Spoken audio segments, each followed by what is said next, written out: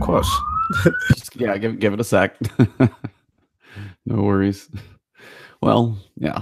Neil will be back in just a second. He's got a little bit of company this morning outside of his home. And that would be our wonderful men and women who help out. Unfortunately, they just make a lot of noise. Yeah, man. It looks like a lot of people were excited for Flashpoint. Somebody got so excited they tripped and be like, help. They was like, I heard you starting it. Yep. Shout out to the fire department. Always on point. Yeah. Flashpoint, Ebontis. What is going on, man? How you doing, bro? Oh, man, it's a crazy week. There's been a lot that's happened. Game Awards happened last night. Trailer of all trailers drops this morning. We got people freaking out. We've got the fastest reaction from Bungie I've probably ever seen on anything. And yes. Yeah, it's been quite a week. So, as always, we've got a lot to talk about. Yes, we do. How's your week been? What have you been up to? Oh, man, obviously getting that Destiny 2 grind with you. Shout out to Wilhelm Scream, got some gaming with him. Shout out to Kaibatsu. You know, everybody been getting a chance to play with me on PC. Shout out to Spawn Point, which is the clan right now that I'm associated with, aka Flashpoint. But no, shout out to those guys, man, Mikey Barr and the crew. Good group of guys to run with, and just taking me under the wing for a little bit. And shout out to MJ's a boss in the chat. He's got Destiny 2 on PC as well.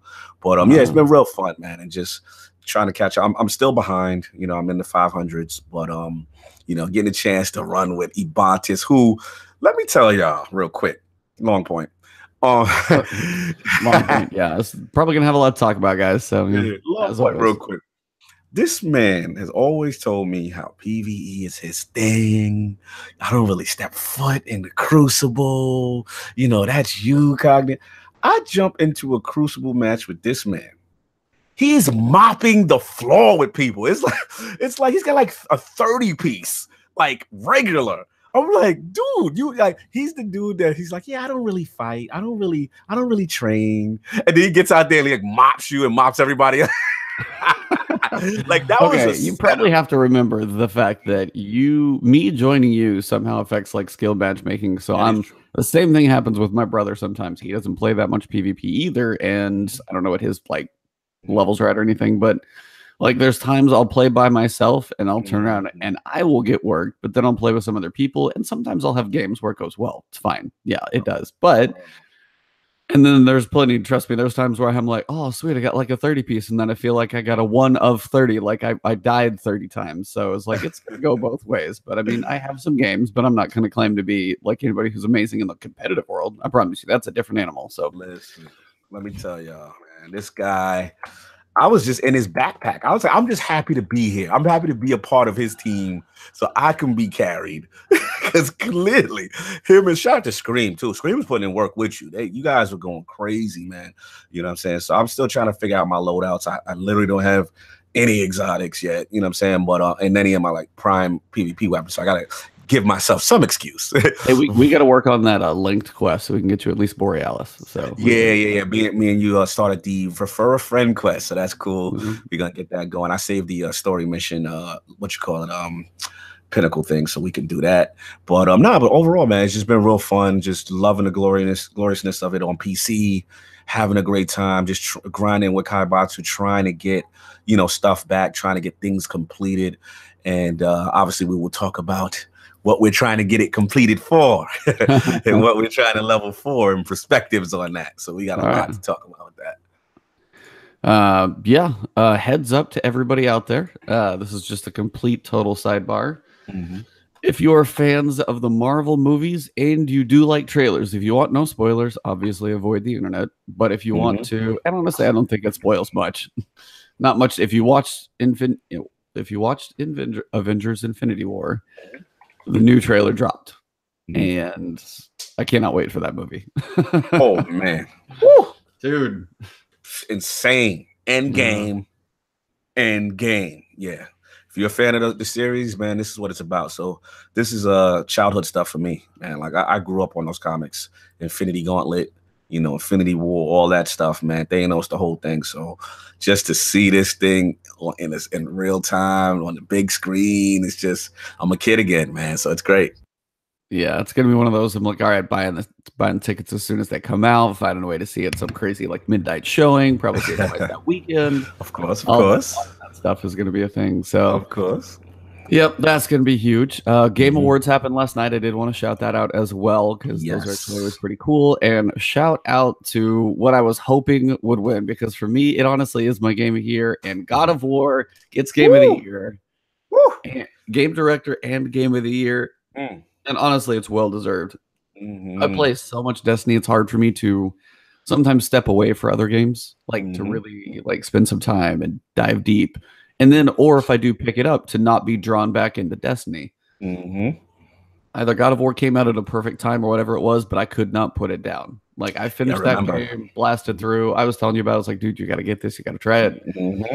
It's really, really good. It's honestly, and it was just well-deserving. Got Game of the Year, and honestly, I can't imagine of what was up there. They were all pretty good games. Like Spider-Man, I heard was really good. Red Dead had its pieces. A lot of, like, hype for Rockstar, but, I mean, I think it was a mixed bag on that one, and I think God of War was. That sounds like Red Dead. That sounds like some shade. Hold on, that sounds like some Red Dead shady bunches. I never said it was amazing. Ooh, shots fired. Ooh, I have you on ILP on this Sunday. Well, I'm gonna have to make you make a cameo on ILP with that slander. Continue. It's just one of those that like I picked it up, played it for a little bit, but then it's like me, as much as I do Destiny, I wasn't as driven to go back in. I have not honestly played it that much. So it's like, because I heard and I know how daunting it is. Yes. Because it's one of those where it's like, it's really, really, really long. It's not like, hey, it's Assassin's Creed Odyssey. I know there's some stuff in there where you got to level up through.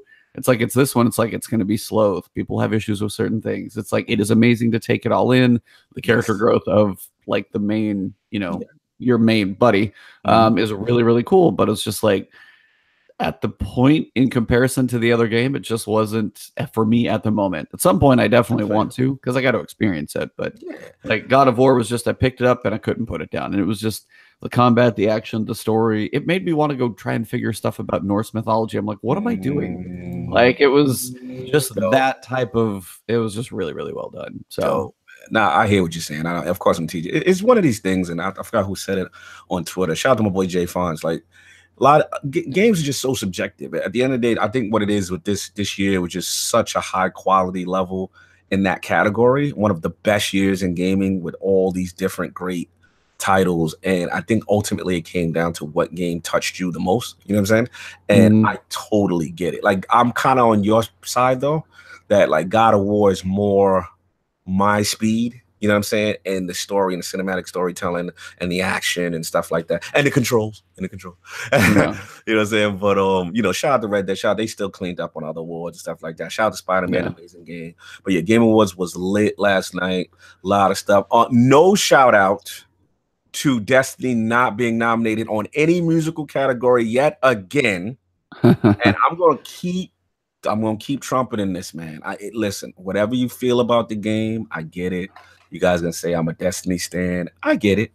But one cannot tell me with an objective mind that Destiny as a franchise has some of the best music in gaming. And it's a travesty that game does not get nominated. You know what I'm saying? Like that, it really kills. Oh, man. Shout out to Elton in the chat.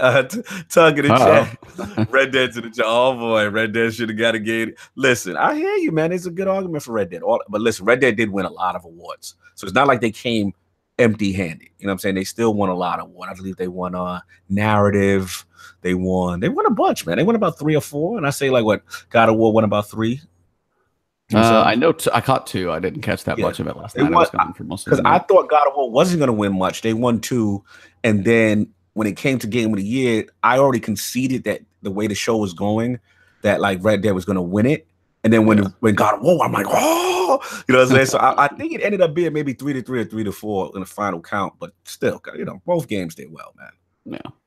Yeah, and well deserved. I mean, they both had some very high points each. So hey. There's a lot of work put in by all the teams across all of those. So, I mean, just hats off to everybody kicking butt this year. I mean, and then, as you said, in Destiny as well, it's like there's a lot of it may not appease everybody's palates on some things here, some things there, but there's definitely some things that Destiny does so well. Mm-hmm. And I mean, it got a little nomination for the what is it, ongoing game or whatever they classified it as, something like ongoing that. game. Yes. Yeah, I mean, going against Fortnite, of course, it's like, yeah, that's nothing has a chance. But exactly. I mean, there are definitely some things Destiny does really, really well, and it's hard to argue that. So for sure, I mean, music, art, that type of stuff. There are some things they do extremely well. They definitely deserve some credit. So I feel you, man. Shout out to Corey Barlog, great guy. Got the chance to physically meet him at E3 and have a conversation. Good guy, man. We chopped it up. He was so appreciative. So yeah, shout out to Corey Barlog. Shout out to Sony Santa Monica. Fantastic game. Reimagined the franchise. And yeah, it was a great game. It was. I enjoyed it. I enjoyed myself. Yeah. All right. Well, I think that little intro is probably enough. So the first piece. We're just gonna jump into this. We'll get some other stuff a little bit later. But yeah, first piece happened. Black Armory's first Forge and Quest is out there in the universe. More of it drops today, actually, in about 3 hours. So from what you've seen so far, I want to ask, from what you've heard, from what you've seen, I like the terms. What I've seen, what I've heard, what I've played. Continue. Yeah. What do you feel so far about this launch? Yeah. Me and you've talked offline. Yeah. It's a misstep. It's a misstep. And I don't want to go crazy hard on them. Obviously, I feel, Forsaken was great, and I'm not going to make excuses for them either. But I think Paul Tassi, shout out to Paul Tassi from Forbes, he said it best. And I think the problem with Black Armory is an onboarding issue. I wish I could comment on the DLC because I really haven't accessed much of it. Yeah, I've been trying to grind up on PC. Yeah, so listen, I understood my plight. I came from console to PC with only a few days, maybe 3 days to try to get ready. And that's coming from, 300 light, with a Forsaken boost, so to speak, right? So, I knew that I was not realistically going to be ready. So my thing was, okay, let me see what they do for guys, like I said, my situation, if there's anything. I noticed there wasn't any spark of light kind of a deal where you can get to the level of 600. Okay, fine. That's cool. Because I was willing to pay it. I'll be honest. So I knew I was that far behind. But all right, that's not there. But then I looked at it and I started to judge you guys, like the Screams, the Abantuses, the Sinisters, all my guys that are 600 sitting there chilling. And when I hear stories about you guys, and I'll let you continue this part, that's the part where I'm just like, wow, like if you guys are having issues, then I don't know what to say. So the only thing, in conclusion with my quotes, air quotes, experience with Black Army is that, there needed to be something in place. And shout out to Cadence in the chat. There needed to be something in place as far as the level access, because my issue is this. I don't like hearing stories of the new DLC is out, but I can't do anything in the new DLC. I have to now grind existing old content that I've been grinding just to now attempt to play the new content. Like, cause that's I just want to see something new. Realistically, all I did was, me and Kai, we went to Spider. Spider said, hey, go to Ada. You talk to Ada. And I'm like, okay. But at the end of the day, it was like, I didn't really get a chance to really do the new content. And past Destinies, the issue has always been when the content comes out, there's usually a campaign. That campaign kind of gets you set up for the end game. The other problem with Black Armory, there's no soft cap. So your blues are still giving you 600. Like, that's a problem. Like, that to me was over excessive. And I get it. People are going to say, oh, you can't have it both ways. You guys complained about grind. You complained about grind. But the thing is, Black Armory is just not consistent with past Destiny DLCs. So that's my issue. Like, they just went this new extreme curve, you know what I'm saying, with with the whole thing. So that's what it is. And I'm dying to hear your perspective, E, because I know obviously you were of level, and break it down for me how you feel about this whole thing. Okay. So, yeah. I mean, you know how much I play, and I know how much you play. If you were still not trying to work on the PC grind, if you're on console, you would have been in the same spot. But you're trying to get that PC grind because guess what? Hashtag converted. Shout out to you. No, but I was like, seriously though, it's like when you make that switch, just the feel of things when you come over to console or come over to PC, and then you even try and be like, hey, what's going on console? Oh, what is this? Like, it's a hard switch to go back to. So shout out for you powering through on PC, not being like, no, I'm my character's good in the other one. I'm gonna go back to console real quick because it's hard. It's really hard to go back. So I'm just telling y'all right now, I ain't going back. Like, I'm gonna keep it a butt. Like, you done gave me the caviar. You gave me a mansion, a limousine. Now you telling me to go back to the block? Nah. No, I'm not. I'm seeing if you will and you won't. So as I said, told you. And honestly, that is shout out to the team who have worked on the PC port. Yes. It is Destiny. But it is just smooth Destiny. It's just like a little crispier, a little fancier, a little shinier. But it is still Destiny in every beat. Like, it is one of the, and I can't even call it a port. It's just the PC build of Destiny is spot on and just feels a little bit better because it can. That's it. I mean, it's Destiny and the loading times. There's little stuff you notice, like when you do your super, just the effects on you are just a little bit more grandier and stuff. So all of those pieces, just shout out to the PC team on that. And that's why I wanted you. I mean, you've been console for life, and the fact that you're not, it's like, that just says it all. So, yep, absolutely, man. It's like you said, fantastic port. Port is amazing, but continue on your experience, the whole thing. All right. So, yeah, I mean, my experience, like many people's, was as follows. And we're going to cover reactions by people. We're going to cover reactions by Destiny. We're going to cover how this content is going to go out. So all of this is going to be discussed, but this is just my log in to Black Armory experience when I got home from work. Yes, sir. So you log in, as you said, you go to Spider first. You pick up your little card. You go to Ada, who is very, very, very torn about working with you or not. Like, unfortunately, we don't know why. I was like, there's lore that I'm sure for somebody's going to find on a weapon that'll explain it, which will be great. I'll be curious to hear that one. But I don't know specifically. At least for me, logging in, I don't get an experience or an understanding as to why she is so torn as to why she's like, okay, you have this magical card, so I have to help you, but I'm really, really torn about doing it. But now that you're helping me, do I help you? Does it help the Black Armory? But I'm really going against like the founder of the Black Armory. Who the hell is that guy and what happened before? That's what I want to know. That's what I want to know. Let me ask you, can I ask you a question about that too? Yeah. I heard, okay, clarify it, because I'm shoddy on my lore right now. Did Gaul blow up the tower or no? Like, this is a new tower, or this is the old tower? I can't remember. Like, what happened? Is this the rebuilt tower, or this was the tower that was always there from existing? The reason why I'm asking is that, how is this chick down there and nobody don't know about any of this? See, I mean, that's what some are basically asking and saying. And to me, it feels like, I mean, for them to rebuild the tower, it still a lot looks like the tower. But I mean, maybe they rebuilt the upper structures, because that's probably got what shot with the missiles. Maybe the lower structures were okay. I don't know. It's the tower next to the old tower.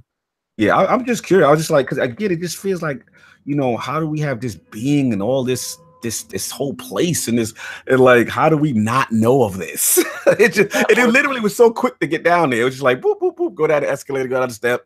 Here she is. I'm like, what? I didn't expect it to be there. I'll be honest. That's and I think some people were saying, like, where is it going to be? Oh, it's in the tower. Okay. So yeah, it's just kind of one of those, there's some questions as to, but I mean, it's like, where do you, they're in the walls. They're in the walls. Thank you, Scream. I know exactly what you're talking about. It's one of those pieces. It's like, I mean, but where do you put it though? Because you could kind of, shoehorn it into some cave on a planet or something else. I mean, this is in a hub, and shout out to them. They actually put another landing zone in the tower specifically just for this. So that's actually kind of cool. Nice. You may not actually see it yet because you haven't actually finished the quest. Yeah. But once you actually kind of talk to her for the first time and kind of get the card piece, you've actually got a landing zone with her. So it's just quicker access back there, which is nice. But anyway, you go to her, you get the card. She's really torn. You're like, okay, I've got these things to go do.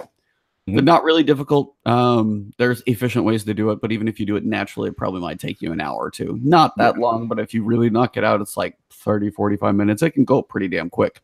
Then you come back and be like, hey, the Philander Forge, which we all knew from the calendar was going to be, this is what launched. And be like, okay, go have your first experience in the Forge. Now, this is day one. Things have changed literally from day one to day two. But day one, it says recommended power 610. And I'm like, all right, I'm 600. Cool. I can do that. 10 levels, I should be able to at least try it, maybe have some struggles. And this is one of those points to where Bungie does this type of thing. It's the same thing they did on Last Witch Raid, same thing they've said on other things. They say recommended power level. Now, if you say recommended power level for an activity, that better sure as hell mean recommended power level for what it takes for me to do the activity, not to walk into it. That's true. Because you can walk into the forge, you like take a little different path up off of the sunken island up top in the EDZ. You drive down there, you go in there, you shoot some dudes. You're like, oh, I actually survived that. Cool. Then you actually boot up the forge, and you're like, oh, this got a little harder. And then you get to the second wave of the forge, and you're like, I'm getting my butt whooped right now. Wow. And then, like, I mean, I did it with randoms the first couple times, and I actually saw the boss on about my third try. I was like, had some issues. I got the concept, and then third try was like, I can't even touch this guy. And I even, like, on one of my builds, I was like, okay, let me move some stuff around while I'm waiting for matchmaking to go. Brought Whisper, tried to sit there in the corner, and kind of they were working on him, and I was working on him. And I still got a decent chunk of him down to like 3/4 of his health. And I was like, what is happening right now? I cannot do anything. So, I mean, when it started, it launched at 610. But basically, that's the initial guys that you go see. Then as soon as you kick off the event, it was 615. The second wave was 625. And then the boss was 630. Damn. So that 630 was far enough for people who would literally like, what do you want to do when you log into a game? Do the new quest. Go right into that new activity and try it out. Let me back you up 1 second. Explain to me, because I've not watched any videos on it. Yeah. I've been purposely staying away. Explain to me what the mechanics are. Like when you get in there, what do you got to do? Mechanics are pretty straightforward. You're gonna have ads that spawn, and you're gonna have you seen any of the saboteurs out in the world? Like the blue shielded ones? Yeah, I saw one. Yes. So basically that shieldish color, the blue shield, not the little drones, but they're gonna have that color. When you kill those guys, they drop batteries. They're little balls, and you have to throw them into the forge that's kind of floating in the middle, and you're working on throwing those batteries in to start charging it up. So as you kill an enemy, they drop something, you throw it into the forge, and you got to do 20 of those batteries per wave. Okay. You start with a set number of time. I don't know if it's 30 seconds, 40, 50, a minute, but it ticks down. As you throw batteries in, it gives you a little bit of time. Not a ton, but a little. So if you're kind of going in a consistent rate, you should do okay. If you're struggling, you might, fail it on the first time. So, gotcha. That's the general rundown of the mechanics. That's phase one. Okay. And the things that you'll have, it's all Cabal in there. Everything is Cabal in this thing. So you're going to have first, the ones that you need to kill are going to be either the gladiators. So your big sword guys. Those will drop 2 because they take a ton of ammo to drop. Or you've got the Scions, which are usually a little bit easier. Those are usually your first 2 on wave 1. Wave 2, you're going to have Legionaries or Colossi, which you know how hard Colossi are normally, much less when they're shielded, have a boatload of ammo, and that's brutal. Right. So those are, it's the escalation of, for one, the enemy types you have to kill, and then 2, killing Colossus over and over, just the fact that they're going to wreck you really fast. Yeah. So Artsy in my chat is actually saying it's killing the blue guys. I don't know if it's killing them or throwing the battery in the middle. Either way, it's definitely related to those guys. And then the third one, boss comes out. It is this huge dude with missile launchers, and he just absolutely wrecks my face. Is he bigger than the glitch on the thing? No. Oh my god, I want to see that. So sidebar, just so if you guys hadn't seen on Twitter, Bungie fixed, and that's why the inverted spire was out. Basically, inverted spire's boss, and I forget his name. It's not Drakion, because that's what's the one for inverted spire? Because the one he falls down 3 times. Yeah, whatever his name is. He's the big one of the big. Isn't it something mind or something? I don't know. Oh yeah, Protein. Protein. Yeah. Yeah, something like that. Yeah.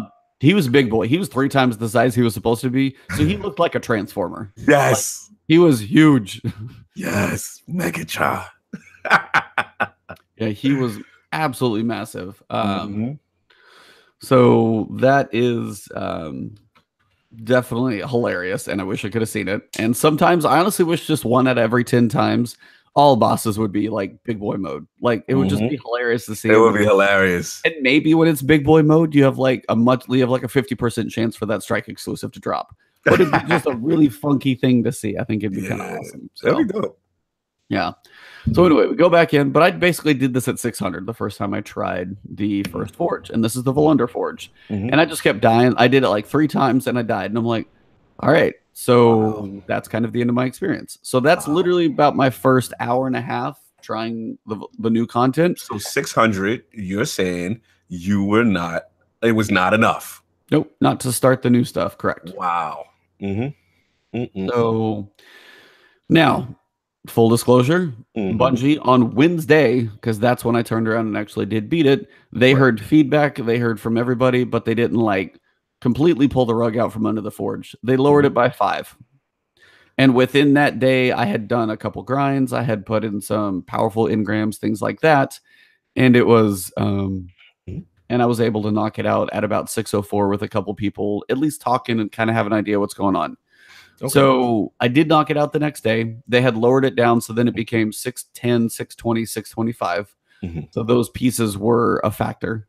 Getting to about 605 is kind of the thing you're going for. So if you were 600, it's trying to go to 605. Now, this is where your EJ Wolf, I got you for sure. This is where Tassie said this is the onboarding of new content.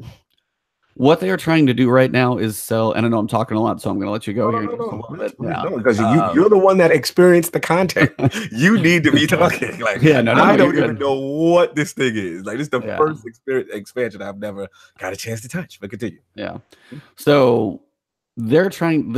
And here was my question mark. Remember when I was like, "Hey, how's Black Armory? There's a lot of weight on the shoulders of Black Armory. How's it going to go?" They kind of stubbed their toe at the start because a whole lot of people jumped in and was like, hey, let me do the new stuff. Well, crap, I have to do old grinding to get to do the new stuff. This is this what I really want to feel? And then you almost turn people off on day 1. And that's where Paul Tassie's article about the onboarding, is there a different way you could have set this up? And my question was like, okay, so you have 4 forges.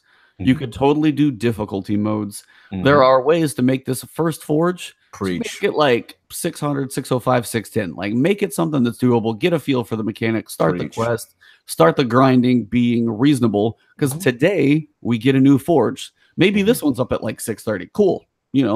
At least you got one you can work on. And that's the point. I know they wanted it to be in-game activities, and I'm totally fine with that. But as the soft cap, and there's things they're evaluating. We'll get to those with the club and stuff like that. But their initial launch was a soft cap state of 500. Up to 550, which is still 50 levels away. Prime engrams were helping you get up there a little quicker. But from 550 to 600, especially 590 to 600, that's a long grind in itself. So I know there's a grind, and this is kind of the other side as well. I watched the Fire Team chat. What if Fire Team chat said? I missed them. I usually watch them. But they did their opinions, and they probably did it, I think, almost on the first day before the change even came out. Oh, wow. So theirs was a quick reaction, just basically because, there's a whole lot going on.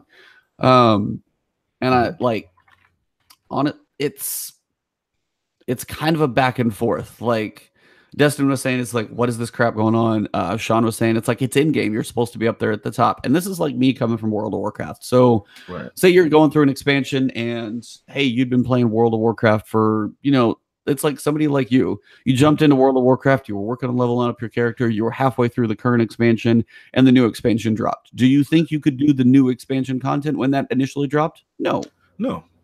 But, and that's kind of one of those pieces where it's like, okay, so this is meant to be, this is post 600 content. They never set a level, so I mean, some clarification on that could have helped. Right. But it's also people just expect like, hey, I'm going to be able to jump in and do these story missions. Exactly. Because those previous story missions were like, they would have been like 540 or something pretty basic. But it'd be Black Armory story missions or something you can do. This is your in-game like activity. This is like your blind well. This is your escalation protocol dropping on day one, and you're meant to be max level from the previous stuff already. So if you weren't there and hadn't grinded up, this stuff isn't as available to you. Now, to the counterpoint in that, what World of Warcraft will do when a new expansion comes out, you can get a boost up to that level. Holler. That's what I was looking for. I was in the store.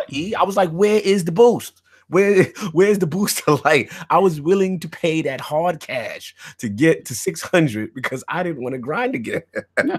So, I mean, there are ways to balance it. Maybe you get up to 590, you do a little bit of something, or just like what they said. I mean, the soft cap at 500, so everything was still just prime engrams and powerful gear drops it's a slow grind, and people have been working there, and that's kind of the thing a lot of people said, and I mean, I have the same thoughts. It's like, so I've been grinding up, I'm at 600, and I got here from 600 from doing all these grindy things, from powerful gears, daily challenges, raids, like whatever it was, and then you're going to say, it's like, hey, before you do this new thing, you got to do some more of that old stuff again. Exactly, that's kind of the biggest point, is you got to go repeat stuff you've done for weeks and weeks and weeks before you can actually even succeed at the first thing. Facts. And that's what doesn't feel good. It just doesn't feel good. You don't buy a new shiny item, you know what I mean, to be forced to use the old one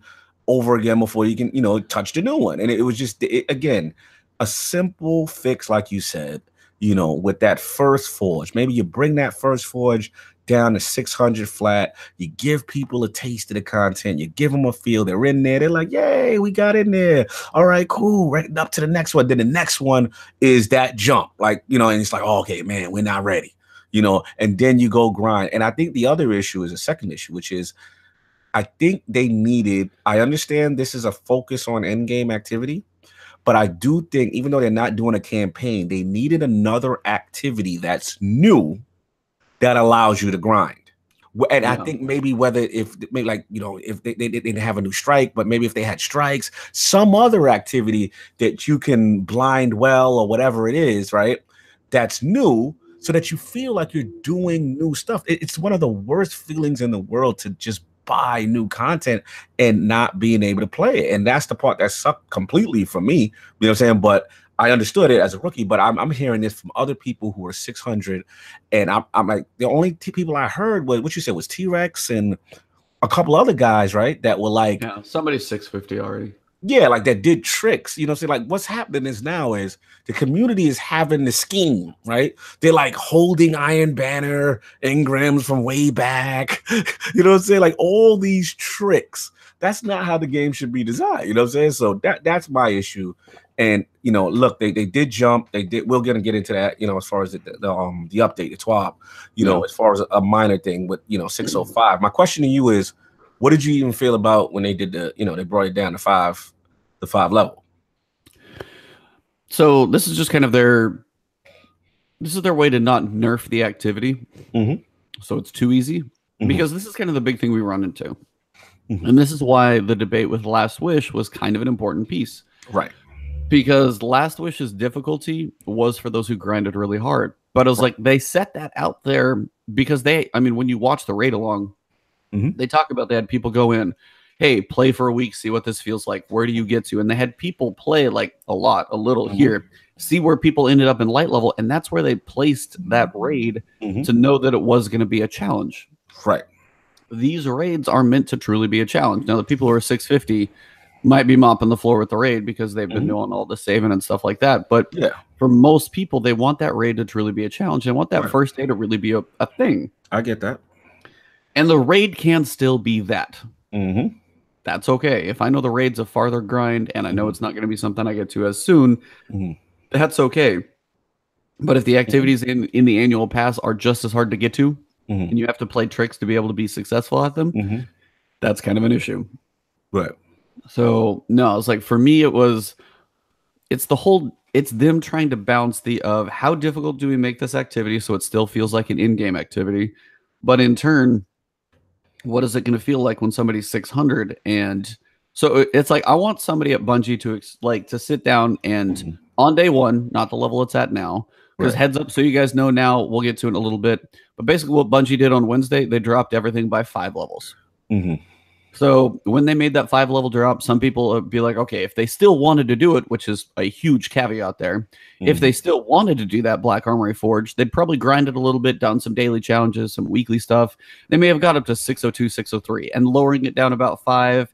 If you had people that kind of worked together, it was doable. So 5 levels, if you had made it to like 602, 3 or 4, made it to about 605, you were probably in a good spot, as Scream was saying. 605 is kind of a good tipping point. If you could have gotten to there, it's doable. But it's that, as you said, it's that first taste. First impressions are huge. And unfortunately, the first impression on this annual pass, people are like, what in the world is happening? Now, the counter to that is they truly told you, here's this calendar. All this stuff is going to drop over time. But again, it's that first one. And that's the most important part. And that's where they had a misstep, without a doubt. You said it too. It's that first impression. When I log in, do a quest, I try it 3 times with randoms. And again, here's why matchmaking is going to be an issue. Try and go play with randoms who don't know what they're doing, don't know the strategies. You can't really talk to them because they're not in your chat. And this is why they don't put matchmaking in raids. Go try matchmaking in this thing after a little while, and you're going to understand really fast. Oh, really?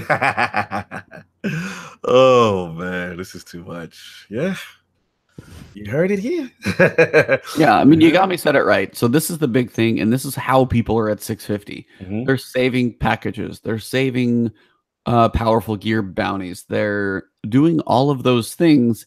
Those are the people that are up there. If you had saved in nothing, yeah, you might have gotten to like 6-0 if you've been playing a lot.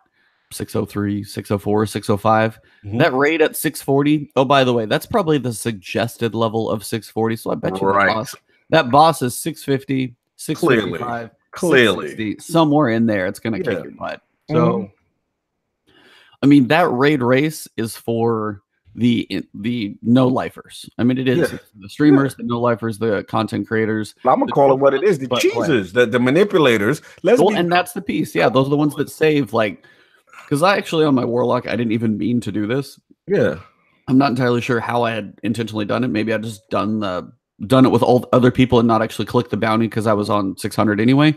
On my Warlock, I had 2 previous like Ascendant Challenge bounties not turned in but finished. So I could just like complete the bounty and get the gear. And I had those saved on my Warlock. I haven't even touched them yet, but I was like, I'm waiting until I get to a point where I'm like, okay, kind of done for the week. I'm going to click on those 3 and get them all together and give myself a little boost. Well, if you had 6 of those, you had 6. You could do 6 of the wanted, depending on if there was that much of a rotation. But if you were maxed and you knew this is coming and you were just starting to save these bounties, you could do Iron Banner. You could have saved every piece of every Iron Banner bounty. That was what, 7?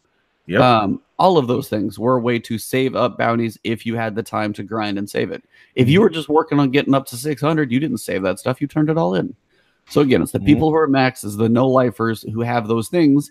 And now those are the people who have this drastic advantage for the raid race. Exactly. And to me, this is why I have a problem.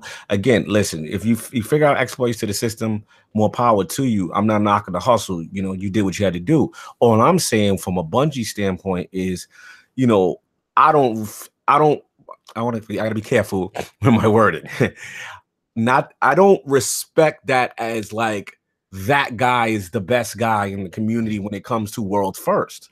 You see what I'm saying? It's just that because you've got this exploit advantage. If everybody was on equal footing and nobody had those, you know, what you call it, those engrams and, you know, the cheeses or whatever, then let's see everybody going there with the 606 and see what's really going to happen. You know what I mean? That's my thing. So again, I kind of got to look at these world first situations where I don't really feel it's representative of the best players. I just feel it's the smarter players who have figured out ways to exploit systems. And in my opinion, that shouldn't be what Bungie's intention for a world first raid should be. So they've got to fix the system. That's just me. And again, I'm not trying to disrespect any content creator who's 620. Yeah, you did what you had to do. I'm just saying for the overall intention and integrity of what world first should mean, right? Yeah, absolutely. Yeah, like that's just not what it is to me. I'm not looking at Attic in the chat facts, no doubt. Like I'm not looking at those dudes like, oh, you're better than me. If I had the same light, we all go in there with 604, 605, we're all gonna be struggling just the same on that first boss. Yep. Yeah, I mean, that's kind of thing. It's like World of Warcraft would come out and you have the new campaign and stuff to do, but it's not like you were 3 days later going into the raid, or if you were, everybody started from the same place because there's no carry forward quest that gets you new stuff. There's nothing like that. So it was the new, and that's a difference of content and pieces like that. But that'd be the point to where, like, hey, if I'm grinding the Forge, that's how you get your higher level stuff, powerful engrams and things.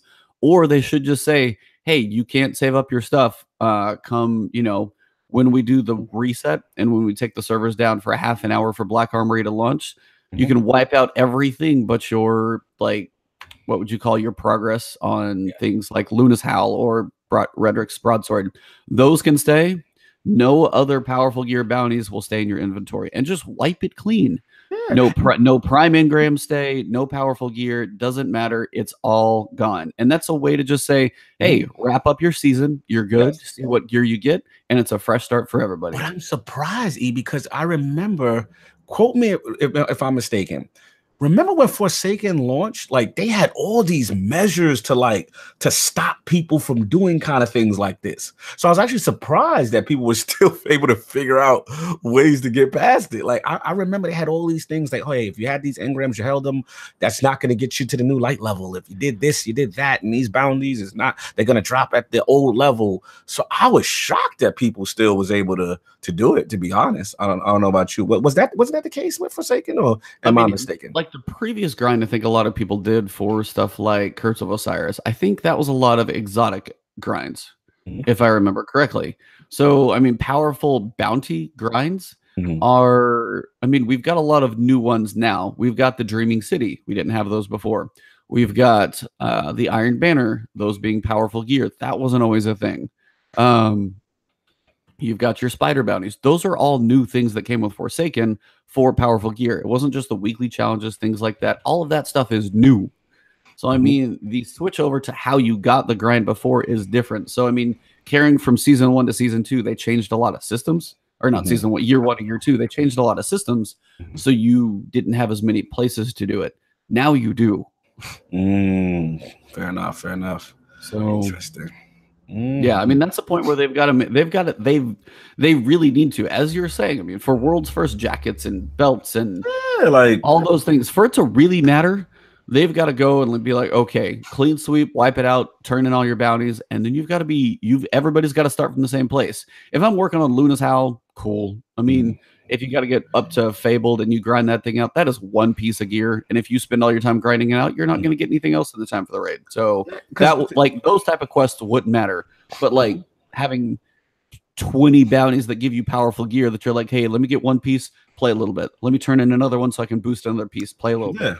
Because you know what I'm going to do? I'm sorry, finish. I'm sorry. No, I was going to say, and then you got RNG on top of that, which is part of it, which is okay. But I mean, RNG is a thing, but having 20 extra bounties to help you fight RNG, that's what. Yeah. My thing, like, I'm gonna keep it real. Like, my new thing now is I'm gonna wait to the end of the season, and when the last Iron Banner come, I'm just gonna hold all the engrams. That's the new thing now. That's the new thing. So if I want to be world first, forget the skill, forget this. I'm just gonna hold engrams, not cash them in. I'm gonna have the whole tower gonna look like a Christmas tree full of notifications. And then when season 5 come out, then I'm like, yeah, I'm ready. Cash out, you know what I mean? Or whatever. Season 6, cash out. Let's go. And roll the dice up to the new level of 700. Like, if this is what Bungie wants, this is what they're telling me to do in order to succeed, I guess I gotta adapt. But I mean, that's the wrong mentality. Exactly. What we don't want. I mean, exactly. Trash. It makes it trash. Yep, I agree. I'm with you, bro. They gotta fix that. Like, I'm not about that. And that'd be one of those pieces where it's like, okay, so your new content is this at like 600, you finish the quest, like you have 45 minutes killing random ads, you're not going to get any light level from that. And then you send me into a quest where the boss is 630. First time in? No. Second time in? Probably worse. Third time. I didn't even see the boss. Like, And then I took even the people, like I took Yagami, who's in chat right now, shout out to him. And then the other guy I paired up with from playing with Pyro. Like we paired up, we went in there the first 2 times. We didn't even see the boss. And that same earlier day, I had seen the boss with randoms and was like, I don't even know what's happening. So it still is not easy by any means. We finally got our stuff together and got it taken care of. But like, no, it's, yeah, the leveling up in this piece is gotta get reviewed, gotta get looked at. Wiping the slates clean at like, you know, new expansion reset. It's a thing. It's gotta be a thing. So yeah, I mean, I was testing a couple things as well. I hadn't turned in my malfeasance quest and picked it up because I was like, I hadn't turned in chaperone for so long because I was waiting for it to be, I didn't want it in the exotic loot pool for duplicate. Yeah, smart. So I left that one there and I was like, well, you know what? I'm close to it anyway. I may as well just leave it there and see what happens. I logged in and I could pick up that thing at 6:03 first thing. I didn't do it yet because it's still sitting there at about 6:11, so it's always above. So I'm just waiting for that to a point where I'm like, yeah, finally I'll pick it up. But I don't need malfeasance enough, but I know if I pick it up, it's going to help give me that boost when I want it. Absolutely. So, I mean, so like that's one gun too, which is like, yeah, it would help once. Ace of Spades, yeah. Though it's like one piece here, one quest maybe, but it's like the 25 bounties. That's the part that's just like brutal. And those are the ones. I'm like, those are the ones who are 650. Like, there's no honest way to get. There's no normal way to get there. Not honest. There's no normal way. Yeah, there's no normal way. Exactly.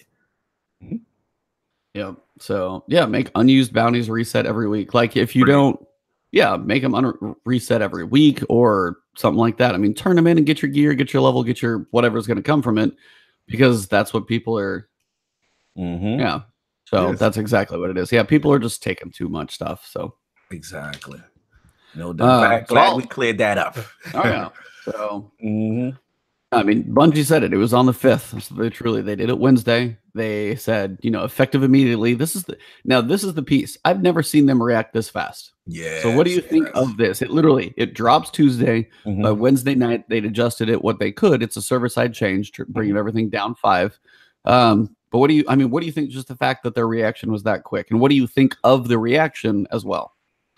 The reaction being that quick told me 2 things. It told me, one, they are very sensitive to negative press, because the minute the word got out that Black Armory was damn near unplayable, you know, for the majority of the community, that thing spread like wildfire. And that showed me that they do have a temperature of what's going on. Shout out to Gaming Forte in the chat. He had a great point about this whole thing.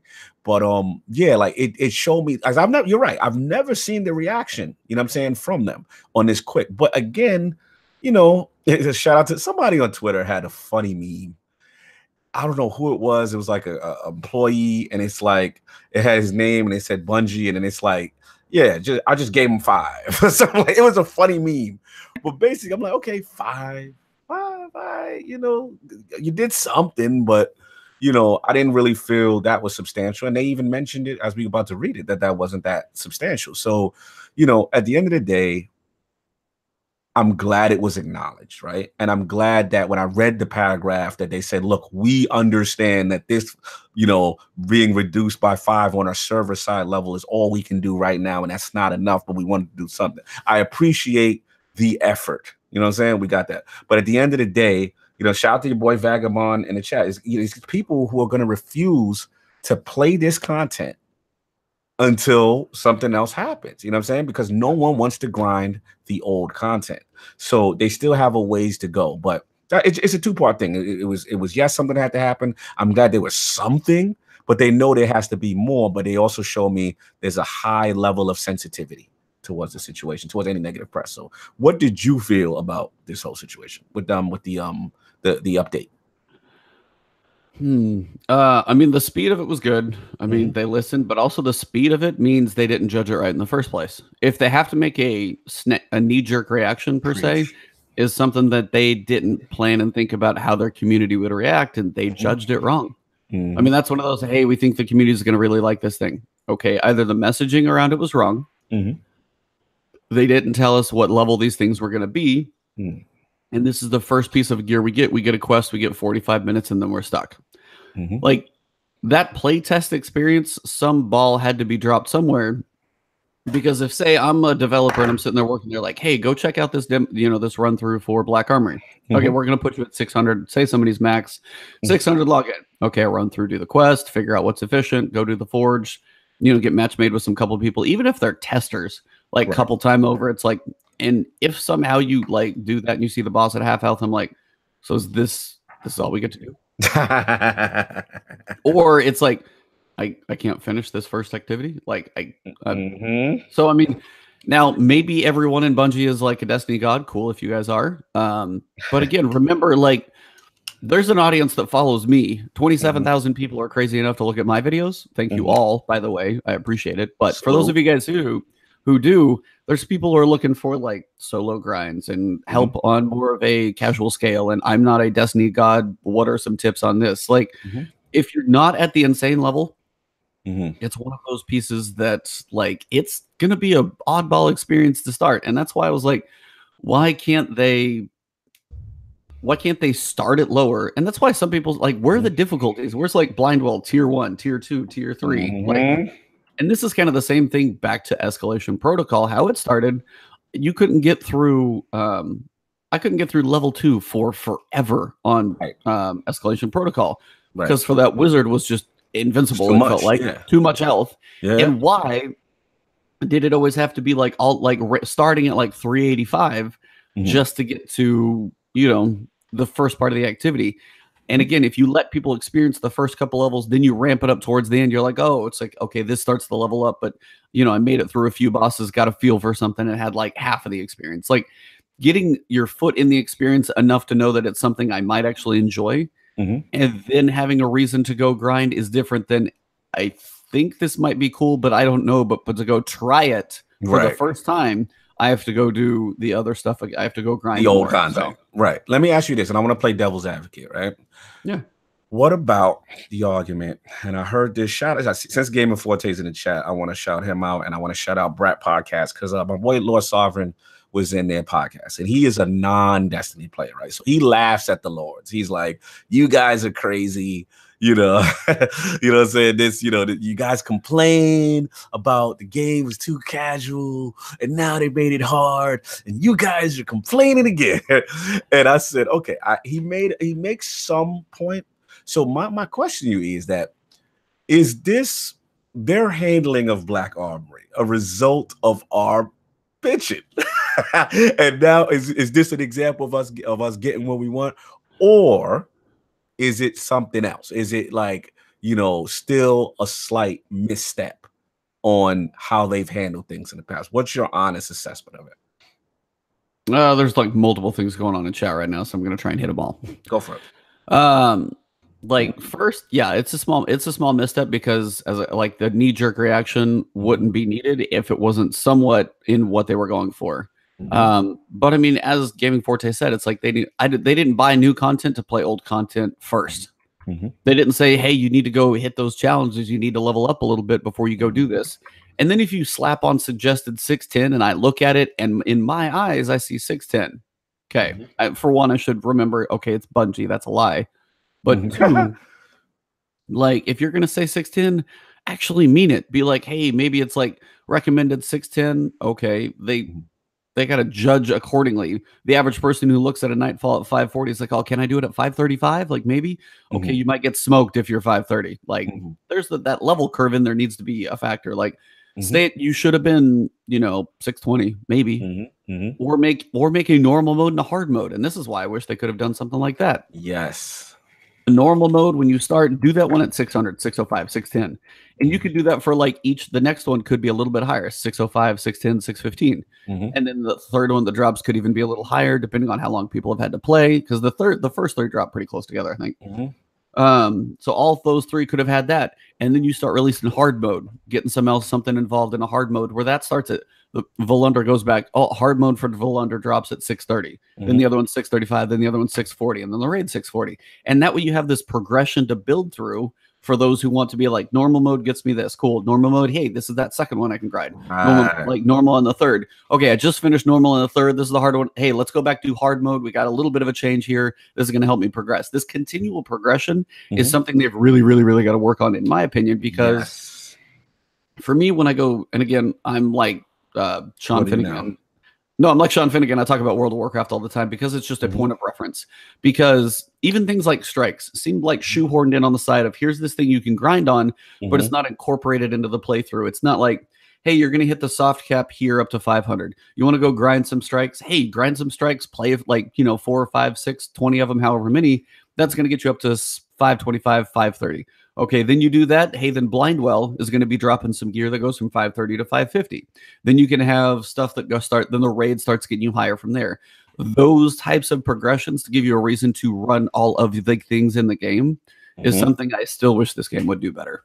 Yes, it's the scaling. They still struggle with it, right? They still trying to, even with escalation protocol, there was still that discrepancy between the light levels and getting that point of entry. And like you said, it just comes down to, you have to be able to enter the new content, experience it, and then it's a gradual path to progression. You know what I'm saying?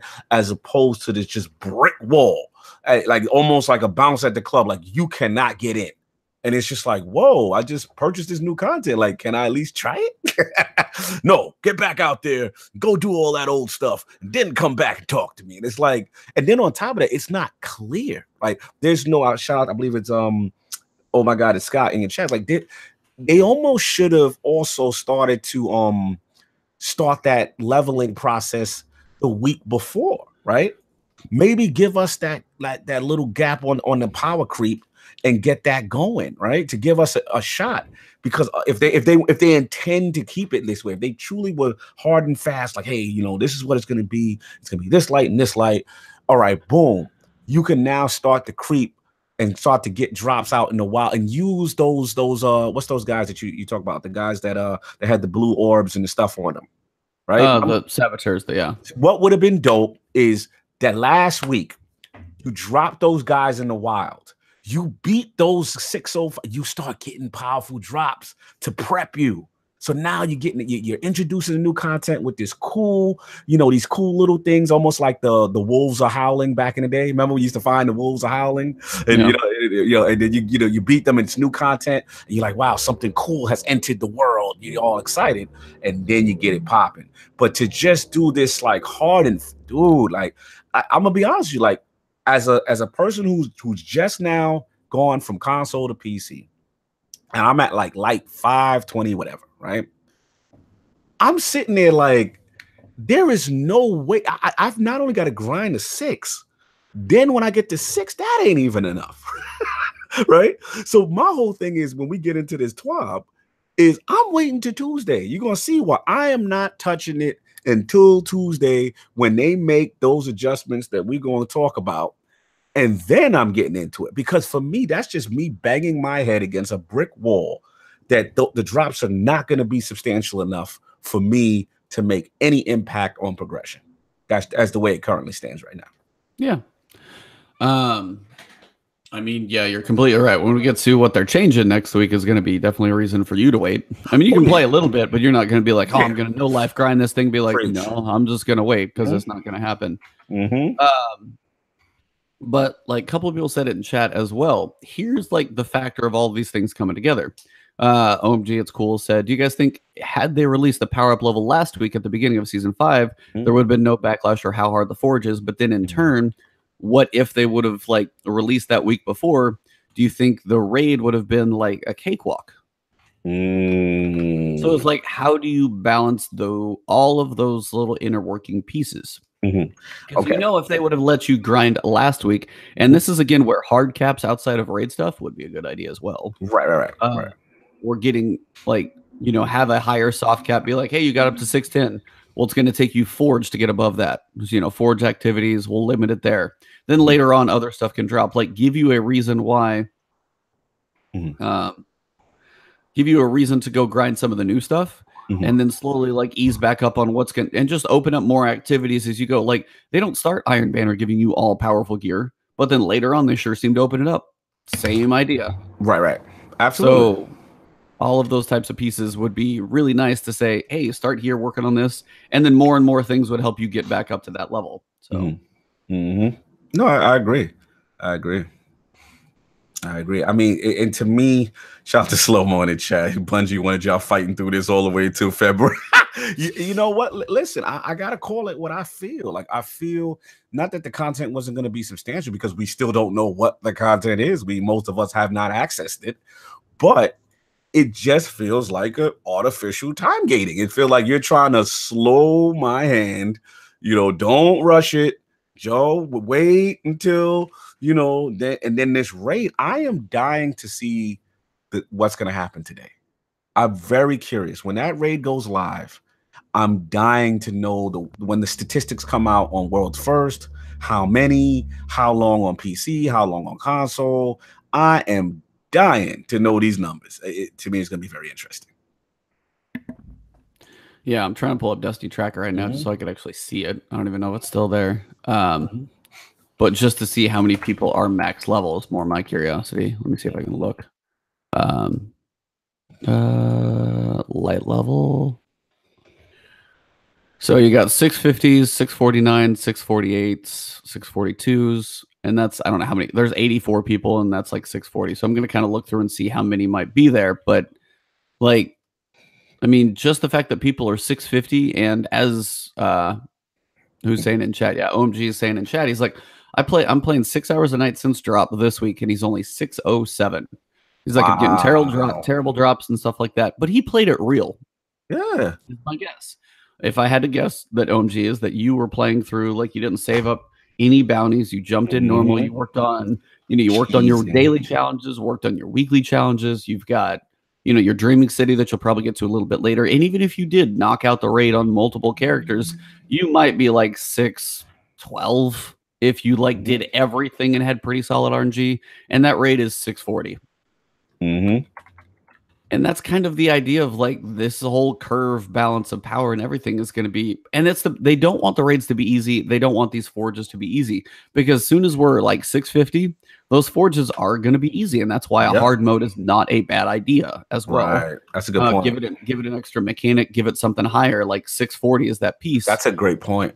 Like a challenge mode and stuff like they used to do back in the day, with the raids and stuff. Like, I don't know why they've gone away from that mentality, because again, like, it's like what you said, like, once you get of light, we're blazing this thing anyway. So it's just, you're just trying to hold the inevitable. And again, I'm not trying to make it this easy point of entry so that everyone blazes all the content. There has to be some difficulty. But what I'm saying is just like, this is so staunch. This is so, that there can be a better way. They still have to figure that out. And I think what you said is on the money with like a hard mode. I think you definitely are on to something with that. Yep. So I'm just trying to keep up with chat right now, seeing everything that's going on. Chat's lit right now. I know both chats are lit right now. Yeah, shout out to Addict. He said he's making you play more for the same result. So by the time you get to where you finish this, the next one drops. Yeah, it's in my opinion, it's artificial time getting. And they've got to do a better job at that. That cannot this cannot be the way. You know what I'm saying? Again, Forsaken, they figured out a lot of good things. Now they're going a new approach. I get it. They're going with end game content, annual pass, more things to to try to shoot for. And they said this was not going to be the traditional campaign and stuff. You know what I'm saying? Shout out to Gaddick. He's like, give us better stuff to grind for. There's stuff to grind for. The problem is no one can access it to even attempt to grind it. Yeah. That's the thing. So, but anyway. Yep. All right. So it's like, so this week at Bungie dropped last night. Finally got a chance to read it pretty late. But obviously the Black Door Armory opened its doors. Quick little quest happened, and they did change the power level. They did that really quick. So this is where your piece first comes in. So many of you are still increasing your power to attempt the new challenge. Yesterday, we lowered the power requirement of Lost Forge by 5. This wasn't huge. Forges are meant to be aspirational extensions of the end game, but we did want to make them more accessible to Guardians around 600 power, so that change happened. This is your big one. Yeah. For some of you, the enemies guarding the Lost Forge are immune to your weapons. We promised more details for players who are still working up to 600 and beyond. Here's what we have planned to move you up to 600 power. prime engrams will now drop more frequently and with larger power bumps for players under 600. So all the way up to 600. And this is a 2-day change, and this is going to happen Tuesday. Tuesday. Y'all heard that, y'all. Tuesdays when I'm back. Hardcore, seriously. Continue. Yeah, so I mean, the changes planned for Tuesday. They're also considering additional changes to assist with the power climb in the future. They'll continue to monitor feedback. I'm like, if you even bump up the blues, like, I mean, come on, somebody leveling up at this point, just still waiting on prime engrams from 500 to 550. Yeah, from 500 all the way up. Oh, I'm sorry. Take that soft cap, bump that to 550 because it's still not going to hurt that much. And they want to get into some of the new stuff. If this is the aspirational things, I mean, still you're going to be grinding nightfalls and things like that. And if you want the 100,000 score, you still got to get to 600. The rate is basically 590. Get you at least get those blues up to 550. Make some of that stuff a little bit more accessible. Come on now. So I mean, that soft cap needs a bit of a bump, and hopefully they look at that too. Because anybody else who jumps in, like, be like, hey, you want to try Forsaken? It's like, I mean, at this point for me, somebody could be like, hey, is Black Armory should be getting the annual pass? I'm like, I don't know what to say because for one, I've only touched one piece of it, so it's a hard judge. But I was like, 6 months from now, I may be like, oh, there's so much content in here. It's awesome. The grind is really cool. The leveling up is fun. Awesome. Right now, I would be like, if you've played up to Forsaken and you're just waiting on the annual pass to see, do you love Destiny? Cool. It is going to be more Destiny. You're going to be doing more of the grind if you love the grind. If if you're new to the game, just go play Forsaken and have fun in that. Like, Forsaken is an amazing grind. Like, if you are new and you get that boost, like, and you're playing through the campaign and Forsaken, Dreaming City, and all that stuff is like, that stuff is awesome. And then you gradually work up to 600. And maybe by then they have some of these like adjustments fixed. But it's like right now, it's just like, yeah, play Forsaken, enjoy that, as opposed to worrying so much about the annual pass. Because it's hard to tell somebody to spend $35 when right now you got one piece of content. And if you're not, are you max level? I mean, if I have to ask a question, it's kind of a hard turnaround. So there are some adjustments that need made for sure. Yeah, I mean, listen, this is nice. This is cool. I like that powerful engrams are gonna, give you more. But like you said, the soft cap has to go up. I'm curious to know. They say, they're supposedly they also, the sentence is, we are also considering additional changes to assist with the power climb in the future update. So that's what I want to know. I want to know what that's gonna be, because the prime engrams are cool.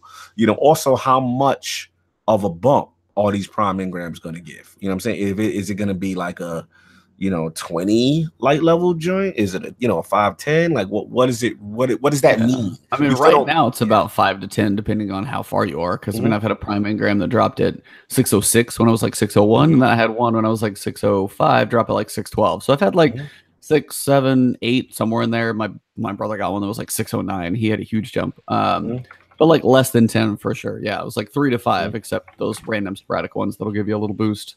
But I mean, is it 10 levels? Is it 15? Like, is it a little bit more? Because it's still just one drop. And if you're going on, you got a prime engram, you got a 15-point boost. That's one slot.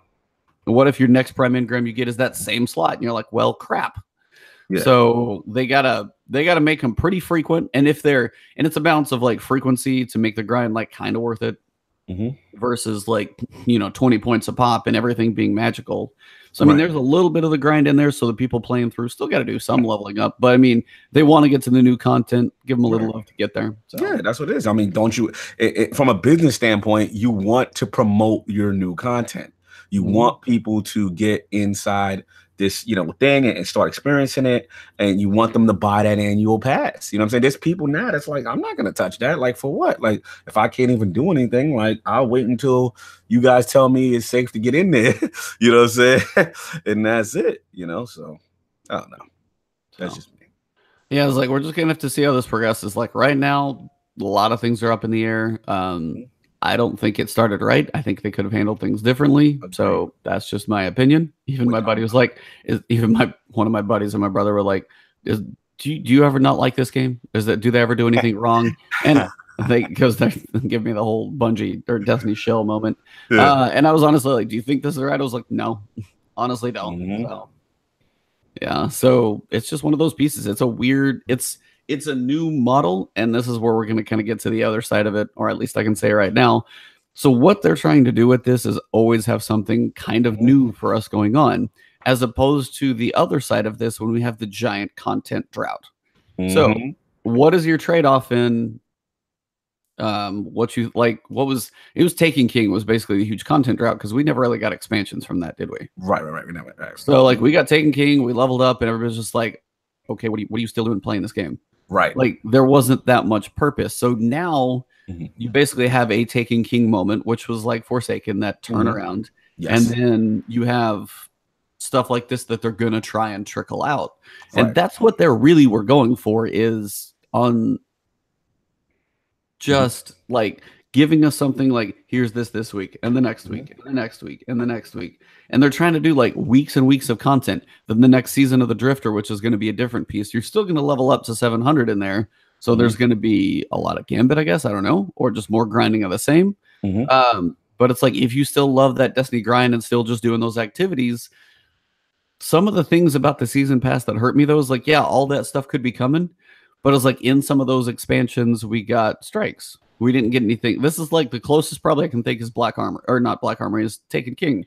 But because we really didn't get new strikes. We got that like one, I think, strike, which was like a reverse mission. Right. And that was later. Anyway, like April, we got one.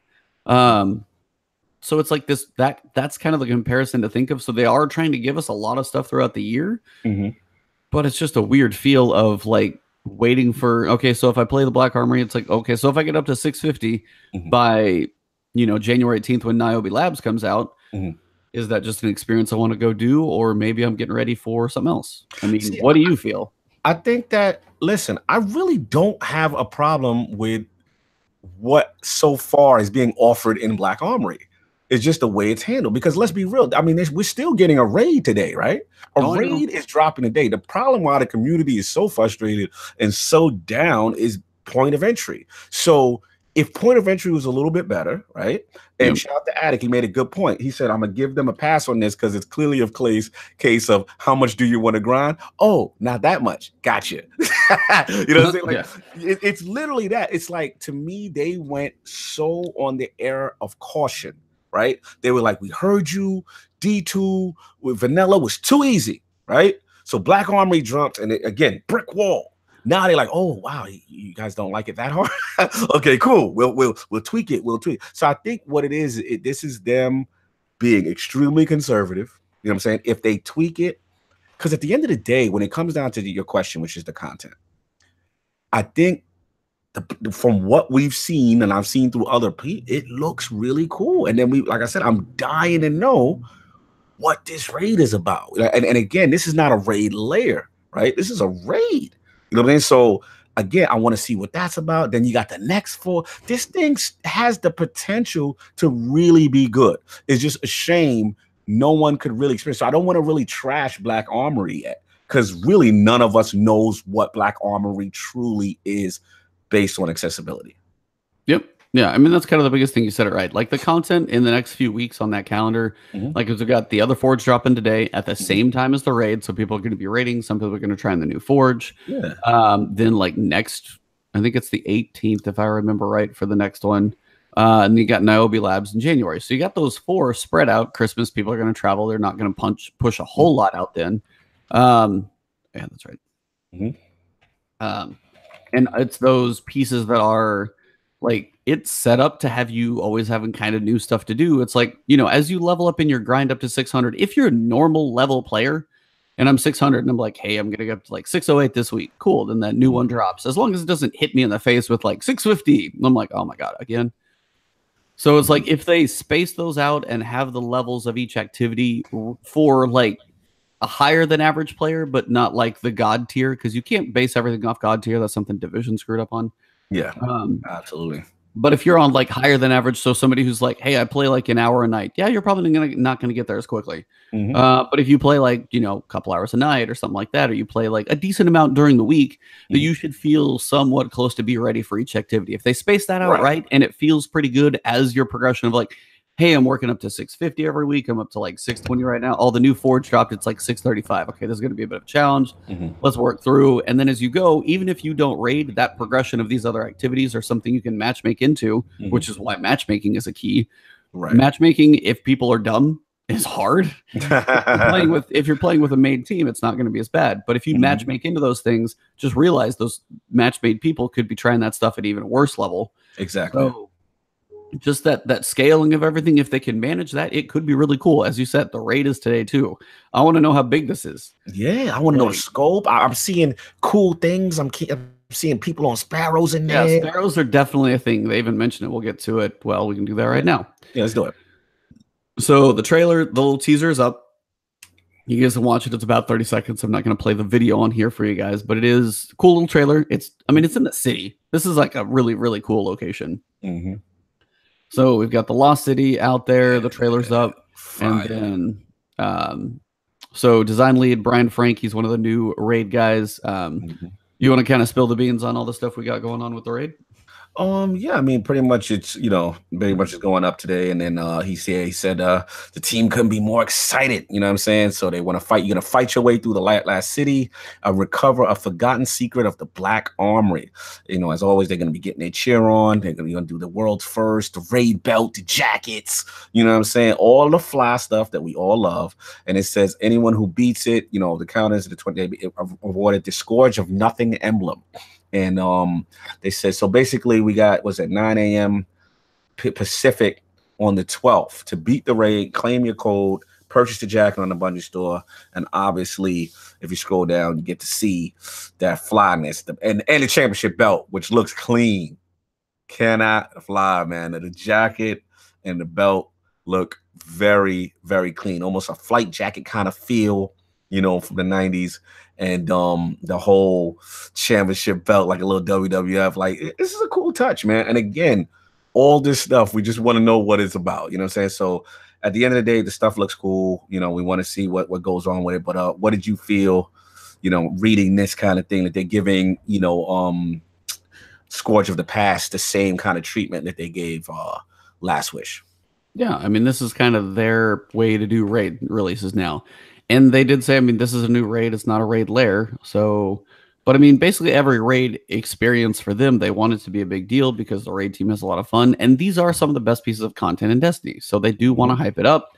They want, Twitch to be watching this stuff. They're going to have, the races going on, and the rewards are cool. It's like the emblem looks sick. There's only a short number of people who get that one in the first 24 hours. Shout out to Dado. Sorry.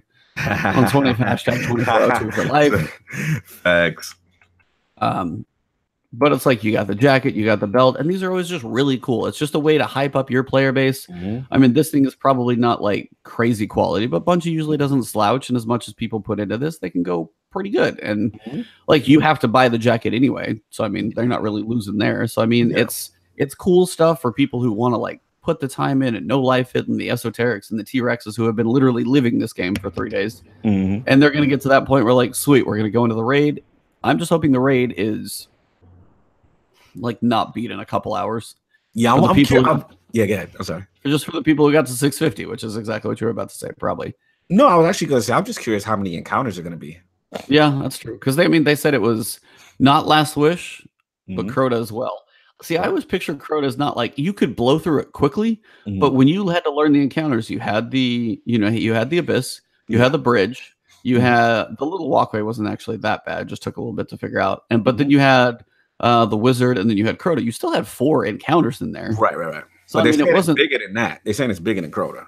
But Last Wish was like basically 6 if you consider the heart, because you have you have those 3. You have Morgoth, you have the vault, and then after the vault, it goes to Riven. So, and then you have the heart. So in a sense, you have like 6 overall kind of checkpoint encounters. Yeah. So 4 to 6, like. Yeah, but I don't know if they're considering Crota to be more like 3, and maybe this one has 4. I don't picture it having more than 4. That's my guess. Me too. I'm with you. I think it's going to be like 4 encounters. Yeah, 3.5, 4, maybe 3. 3 to 4 somewhere in there, but not like a jumping puzzle on a boss. It's going to be more than that. How much did Rats and Machine have? Because we had the first one. We just to get in there, throw dodgeballs. Then we had the second encounter, which was kind of like.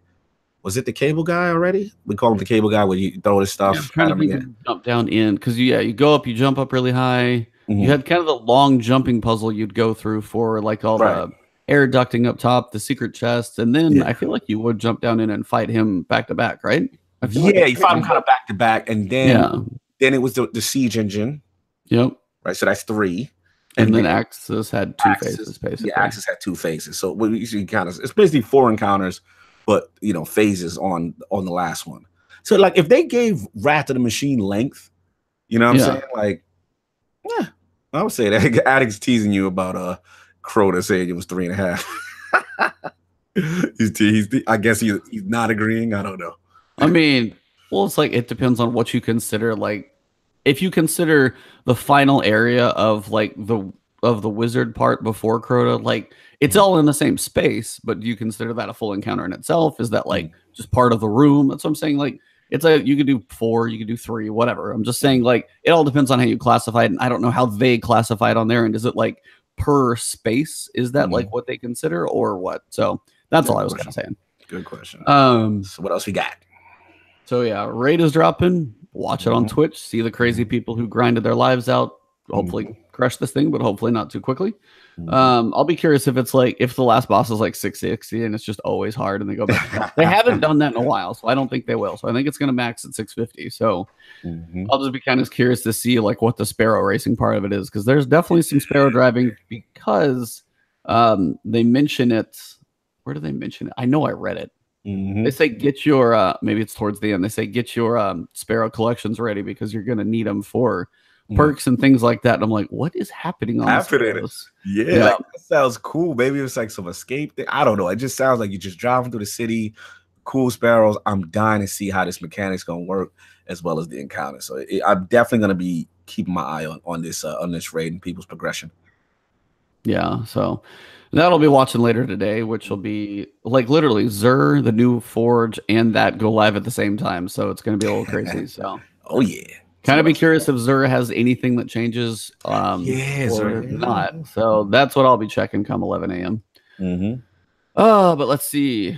So Crucible, next big topic. So they said they want to address some feedback in Crucible. They have reported, they know the top issue is associated with matchmaking, especially in competitive as well. Also, they've expressed feedback about solos against fire teams, high glory teams versus low glory teams. They are working on all of that. They don't have a whole lot to say on that at that point, but they definitely know that is a high point of contention for a lot of people. So it is definitely something they said the appropriate teams are investigating changes, and they'll let us know as in a future update as soon as they can. So they don't have an answer right now, but they want us to know that they're not ignoring us on matchmaking. They are considering it. I mean, this is Bungie's thing. They're going to evaluate everything into the ground, which they do. Because they don't want to make like rash decisions, but in turn, it's one of those things. At least it's an acknowledgement they're looking at it, like probably one of the first times. So I agree. That's a good piece. They do have some information on changes coming. Power ammo spawns is a big one for a lot, because even you and I were playing. You're like, how does he already have power ammo? And it starts and like, I swear the first spawn is so like the first spawn is partially an issue. But at least after that, it's going to be like noticeably different in a lot of pieces. But for competitive, power ammo is a huge factor. I mean, it used to be like we didn't have competitive. We had trials. Like we had all our playlists, and we had trials was kind of like competitive. So everybody pictures that as being like you had the one round of competitive. Now heavy's everywhere. So that's definitely going to be a thing. So this will be good. We've got actually, I mean, you're the Crucible man. You do this. No, I mean, pretty much, yeah. Like you said, this is some major heavy ammo economy changing. So they basically, a lot of this is coming down basically down to the timers. You got competitive, we got control. So pretty much what's consistent with all this is the initial timers of when they spawn will stay the same. But then it says increased respawn timer, for heavy ammo. So now it goes from in control from 45 to 120. In clash, for same 45 to 120. Survival, it goes from 45 to 60. Then you got the rotators with showdown, 30 to 60. And then from Rumble also 60 to 120. So that's pretty cool. And then he also talking about power ammo and matchmaking are not the only top trending pieces of community feedback that they have been tracking. Many of you have Sandbox related questions, and they say they're vocal camps on both sides in reference to what apply to PvP and PvE. So they're taking a whole bunch of that data with that. And this is what I liked, which is these next two paragraphs, which is lead design. I believe it was John Sandwich. That's a funny name. And also it's he's making fun of Hamrick. Oh, he's making Hamrick. I'm like, why? He's never heard of Sandwich. It's Hamrick. That's yeah, right. Here, let me scroll down. Yeah. So basically, this is the part where I got excited, which he's like, okay, many people, talk about how, the frequency and the cadence, of how the patching comes out. So he says, we got some hot questions coming up. I just wanted to take a second to call out something you may have noticed. Instead of building up to 1 or 2 massive patches a year, we have transitioned to shipping smaller batches of changes much more frequently. We hope that this new approach will allow us to remain more agile than we've been in the past, allow us to shake up the meta a bit more frequent intervals. We hope that a year from now we can look back on this new way of working and agree that it was very successful. All right, enough of my rambling. Then he's going to go on to the questions. Now, before we get into the questions, these are some really good questions that I want to touch about. I want to talk about that paragraph, and I want to know like how you felt when you read it in reference to Sandbox Cadence. I mean, it's been something we've asked for how many years? Woo. I mean, that's basically it. Like, I mean, everybody wants these changes to be faster, more frequent. Bungie needs to be more nimble with changes and being able to update things when things are broken. The same sandbox for 6 months gets old. I mean, what we always want is like throw changes out there. If things are a little broken, we know there's going to be another patch that changes it because you can change it quickly. But if we know we get one sandbox change, it all comes in. Auto rifles get a 0.07% damage buff, and we're like, oh my god. Like if you get one of those and you're just like, oh, we're stuck for another 6 months. I mean, yeah, please get to that. I mean, it's like they're going from, it's like software development methodologies from like waterfall to agile. Literally said agile in there. You're like, you're not setting up for this one giant launch and everything has to be waiting on that. Hey, you get a 3-week sprint, you launch it out in that month, and they'll do another one. Like as quick as they can, the better. Yeah, absolutely. This is only a good thing to me. Huge. Because again, I'm with you, man. Like the key with this is what makes the game fresh. And for them to wait so long and this is one bit, like let's get that frequency up. Let's add these changes. And again, even if it's just on a small level to test them out, and then you make adjustments as you go on to something instead of hard and fast nerfs. I'm cool with that too. You know what I'm saying? Like this is what I need to see from them because that makes the meta exciting. But now we're gonna get into these questions that he's talking about. So the first question is like, can you buff snipers? We would really like flinch to be reduced and to have more lower zoom scopes. So he says snipers are definitely one of the archetypes we are actively looking at and making changes to. For example, later in January, rapid fire snappers will be moving to a 2-shot body kill. Additionally, we're considering allowing more snipers to do 1-shot supers on headshots in a future patch. Lower zoom scopes exist in the game, but not have been particularly prevalent with post-Forsaken weapons, i.e., the supremacy has been limited to, but they'll be increasing the number of them in the game as we move forward. We don't currently have plans to alter sniper flinch anymore at this time, but we will continue to keep an eye on your feedback. Ibantis, what is your feeling on snipers and these comments? Okay, so snipers in Destiny are a weird thing. I know we have space magic. I know everybody wants to be able to do like a 360 no scope. It's a sniper rifle, first off. I was like, I'm just gonna flat out say it. How does a sniper rifle work? It's not like you can take a 200-meter shot while flying through the air while being pelted with bullets. You're gonna miss. Preach. Like the whole flinch while zooming. Oh, you want to look down sights, get shot in the shoulder and still be accurate? I'm sorry. It pisses me off when I shoot you and you can still shoot me. So I'm glad they're not touching it. I'm glad they're not touching that. Preach. Like lower zoom, that's okay. Because honestly, that helps just the way the maps are built. And that's like a whole different issue. We don't have a whole lot of maps built for long range like sight lines. We got one kind of now. But we don't have that many. So it's a point where, for one, give us some maps that give us a little more space to work with and let snipers be a thing. Like make a map out there where it is like almost a sniper game. Like throw some of that stuff in there where there's about 2 or 3 I could think of. One is like Convergence, I think it's called Convergence, the one that's that whole D1 map. It's very long. And then the second one is too long, like the two long hallways. Yep. That's what I'm talking about. That's one. Yeah. And then the second one is damn it, it's the Trials of the Nine bluish thing board where it's like very open space. Yeah, it's very open, but it's so like so many pieces of geometry. Yeah, ish. Yeah. So yeah, I mean, you happy with this? Like, if somebody tells me it's like, how's the sniper work?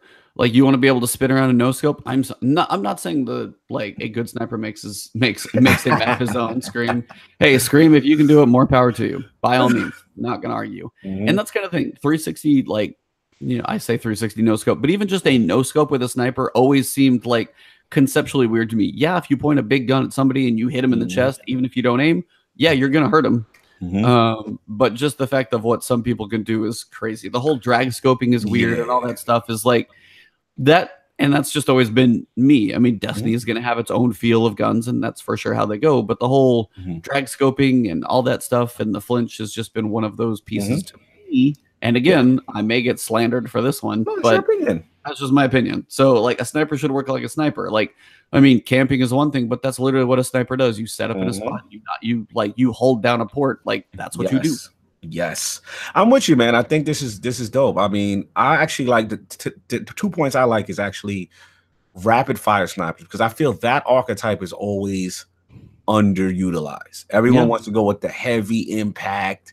You know what I'm saying? So to see rapid fire snipers move to a 2-shot body kill, that's dope. That's going to encourage usage in the archetype. So I like that. And then the second thing is, I'm with you, man. Sniper flinch got to exist, bro. You are a sniper. Like, if I'm shooting you in the face and you got your face in a scope, you should not be able to react so quickly to be able to gun me down. You know what I'm saying? So I'm cool with the other thing, the rapid fire snipe and all that stuff, but leave flinch alone. Do not get, because then it's going to get crazy, because that's people just disregarding. That means you have the advantage on someone camping, but it doesn't matter. You know what I'm saying? Like, I don't know about that. So anyway, move on. Nova Warp. Here we go. I got to sigh. Yeah, the Nova Warp. Oh, it's been broken. The Nova Warp Super claims to be too dominant right now, and we're planning to tweak it. It's currently slated. All right, let me stop being like that. It's currently slated to be land with a patch. Nova Warp chill. I know. I'm a warlock. I gotta fight for this one. You know what I'm saying? Now, but real talk, it's ridiculous. It's ridiculous. So I admitted it when I first played, D2. Literally, when I unlocked that subclass, I'm like, I feel like I'm cheating. Like, this is just too much. Like, I am getting people through walls. Shout out to Scream. He was Nova Warping with me. He's doing some. Oh my God! If you guys had 2 of them in there, wow. If I'd have had my warp, man, that's why I got to get my subclass C before this thing gets nerfed. But yeah, man, it's really dominant. The charge up, the radius. I actually, what my thing is? It's the length. I think the length is a little too long, because I've literally wiped the whole squad and still roaming around looking for people. Yeah, it's ridiculous. It's ridiculous. It's absolutely ridiculous. My hope is length. As far, I don't know if they're gonna touch radius. If they touch radius, maybe, you know what I'm saying, but it is what it is. That's coming. So let's get into spectral blades. Hit detection feels much more consistent. Can Sentinel and other melees get the same treatment? Their answer: we definitely want all melee supers to feel as good and reliable as possible. This is something we are still looking into, and this is the next one, which I know you smiled when you read this. I know my man Ivantis. Hey, how long ago did I call this? And you're like, oh, they're totally, read it. You get to read this one. I get to read it because I get to eat crow, and he gets to throw it in my face right now. So a lot of the pre-Forsaken subclasses feel underpowered now. What? Sorry? This is what the community has said. Weird. I only said this months ago. Shut up, Ivan. You can go ahead and continue. You loving this. You loving me read this. A lot of the pre-Forsaken subclasses feel underpowered now. Can they get buffed? Bungie, yes. We have some planned buffs coming to older subclass paths in the patch currently slated for late January. But we're already looking ahead to what we'd like to do in patches further down the line. We'll be regularly looking into tuning subclass content to ensure that there's a healthy balance of viable choices in all activities. We use a combination of data and community feedback, aka Ibantis pitching, to track the right things to fix. to fix. So please continue to surface which choices feel the least viable to help guide us. All right, the floor is yours. This is your moment. So I got to hear it. Let me go. Get my drink now. Oh, you already said it. That was it. Like, I called this like weeks ago because just the feeling of the supers. You've got Goku. You've got like all these other things. And you're like, how many of you guys go use like, okay, yeah, when's the last time you used a Nova Bomb? I didn't use that giant. Yeah, all of those things. I'm sorry, but like Spectral Blades makes Golden Gun look like a joke. Yeah. It's just they're so dominant. So yeah, they are. I mean, they made them great. Yeah. So that's kind of one of those pieces. It's like, yeah, they need to get the others. They need to have more viable options. And the other piece too is like the perk trees. Like you think about something that where things are like, so they work together really, really well. They're like so synergistic, and even just the tweaks to like the void grenades for the Sentinel, how those things can chain together. Like certain things work together in their little perk trees so much better. Screams like I used a Golden Gun yesterday on accident. Hilarious. It's like, it's just one of those. It's crazy. So no, it had that. No, I'm happy. So this is just one of those. I was waiting because and to be honest, as much as I'm laughing at you being right and me being wrong, it needed to happen. This is what you want. You want everything to be viable. You want things to feel good. You know what I'm saying? I want it to be honest. My main thing as a warlock is I don't really feel the need to use solar at all. Like I don't really feel the need to be a Dawnblade right now, just how good Nova Warp is. You know what I'm saying? And even what you call it, with Chaos Reach being changed up a bit, it's actually a little bit more viable now with now turning off the super quick and stuff like that. So I'm really in this thing. And shout out to okay, but are you going to use like Tickle Fingers?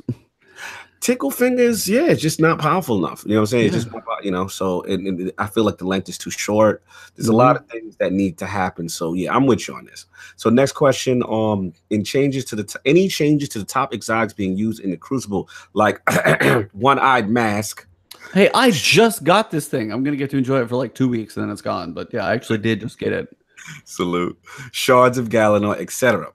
Bungie, these exotics get talked about quite a bit, and while I don't have any immediate incoming changes to share, I expect that they will be getting looked at in the future. Then this is going to affect me. Telesto is competitive too. Yeah. All I hear about in there. Oh yeah, Telesto is currently besto. Can you tone it down or move it to the power slot? Late in January, Bungie, you will find that Telesto's bolts to kill will now match its charge rate, where it was previously doing more damage than other fusion rifles of its type. That said, due to its being affected less by damage fall off due to its explosive nature, it will still be more consistent than fusion rifles of the same charge rate. Worth noting, PvE damage will be increased to keep parity there. Once we see how these changes land, we can decide if and what we do next. The goal is still being to buff where we can, but when we have to nerf, you're going to find us trying to inch down instead of going nuclear, at least as much as we can. So what do you feel about Telesto in this? I mean, I haven't faced it that much, but I've definitely seen like, videos and things that is just a monster, and especially competitive right now. It's like you're at a disadvantage not to use it. And that's the point where it needs to get back to having other viable options. It's like some people will say it's like, hey, we know there's going to be a meta. That's when things are good. Some people love like the shotgun thorn meta because like that was the top guns. They are still always trying to go to giving more options. But they also aren't nerfing stuff into the ground. Like Telesto, I don't think it belongs in a power slot because you do give away something like a machine gun or a rocket launcher. And especially in a PvE slot, you completely ruin the use of the gun in PvE. PvP, if it's a fusion rifle, if it's a little more on track, you got to hit a few more of your bolts. You can't cross map them with like 4. I mean, you can still shoot them on the ground. You're giving up an exotic to use this thing. So some benefits come there. But I mean, just the fact that they're going inches instead of nuclear, that's probably the best line of all of it. Yeah, that was a really cool line. I actually like that. And as I'm a Telesto user, And I don't obviously that was my cheesy loadout, low key, and on Xbox. I would literally what was it? I was running the Nazarick Sin, and I had so basically void kills would increase super recharge rate. I had Telesto, and the ranges I would kill people with Telesto is very beasty. And I like actually this is a fair nerf. Telesto's bolts to kill now matching the charge rate. That's a key line because what would happen is even if you have charge, you can still get that kill off. So now if I have to really charge all the way to max in order to get that max damage, that's a fair trade-off. I feel that's fair. So I was curious to see how that's going to land. I like that they're buffing it in PvE. I think that's dope, you know, as a trade-off. Yeah. So to make it more viable, you know what I'm saying? Like because as it's currently stated, it's like just more of a PvP weapon. So and it looks like they didn't even address the question about the power slot moving. So that's I don't think they should move that one. It's still, I mean, Sleeper, yeah, that's a power weapon. Right. Though it's still not that big. Yeah. So now we got the next two. We got scout rifles. I was like, I've literally said this one straight. You're like, PC, how are they? I'm like, they still suck. Yeah. No, but I mean, I've been good with them, but maybe I just, again, is what you said. Okay. PvE for sure. Because I can melt stuff with my pulse rifle faster than I ever can, like a scout. It just feels, scouts typically feel a little bit weak. Like I agree. Something, a little buff somewhere. They just don't think they can keep up. So I agree. Pulses do the same thing. Yeah, pulses because the time of kill seems so much faster. You know what I'm saying? So whatever. So anyways, next question. Scout rifles still feel weak in both PvP and PvE. Can they come up? Bungie, this is another archetype we're looking at, and I would currently expect to see changes show up in future patches. Can SMGs get a non-precision damage buff? We just recently buffed the range on SMGs to make them more competitive. We'll be monitoring the data and feedback for a bit to help us decide where to take them next. If we find that they still aren't good enough, we'll be happy to buff them further. And then third question, can fusion rifles get buffed? Maybe longer range or higher damage to combat shotguns. Bungie, this is another archetype we're looking at, and I would currently expect to see changes show up in future patches. We did bring up the damage of rapid fire fusion rifles in 2.1.0. So what do you feel about scouts, SMGs, and fusions? I mean, scouts need love. I don't even touch them. Basically, they just sit in my vault. If I even pull one out, it just feels. There was one I pulled out just because, again, of course, as you're leveling up, I'll use some of my higher stuff for now. But I'm just using them like boo, boo, boo. It just doesn't. It doesn't feel right. It doesn't feel great. I mean, Nameless Midnight was great. In year one, it was so good. Like explosive rounds felt good. I lived on that gun, and now I don't touch them. I'm like, that tells you something's wrong. So absolutely. Please, SMGs, I don't use them. I really couldn't honestly tell you a thing about these because I just don't use them. I mean, if the range is a little better, maybe they're an option, but I'd honestly have to dig through and see. But I mean, if you threw like an Icarus grip, if you had like a hip fire grip on one, and then maybe something with like opening shot or stability, something like maybe it could be cool. But honestly, that'd be me trying out a completely different playstyle, which doesn't feel like me, but as people are asking, maybe it's something that needs done because that's not my wheelhouse. Do you use them? Yeah, I've tried. I used to be a big SMG guy, 900 RPM, some of the 600s. I used to use what was my baby? The Hero's Burden. I was a big SMG guy, but the problem now is now that shotguns have been reintroduced with the rolls and everything. Excuse me. What has happened is you can't stop a shotgun ape unless you have another shotgun. Like that's it. Like if someone's closing the distance and doing the slide or jump towards you with that Mindbender's Ambition or that, Dust Rock Blues or what's the other one? The Chaperone. Retold Tail. If those shotguns come up on the list, you're not escaping. And the ranges people are having, they're using that well, shout out to Fallout Plays. He's got the great video on it. You know what I'm saying? Got rifled or full choke and all that stuff. Exactly. Everybody's running it. If you're lucky enough to get one of them rolls, you're not. If you have an SMG, if you have, a sidearm, they're laughing at you. They're gonna eat all those bullets and run you down. It's not gonna work. So something they have to do something. Like shout out to Bone. He said fusions have nothing on shotties no more. Now I agree. See, that was my counter. My counter was Telesto. Because what I would do is I'd just be backing up. As soon as I see I'm backpedaling, charge, boom, I got you.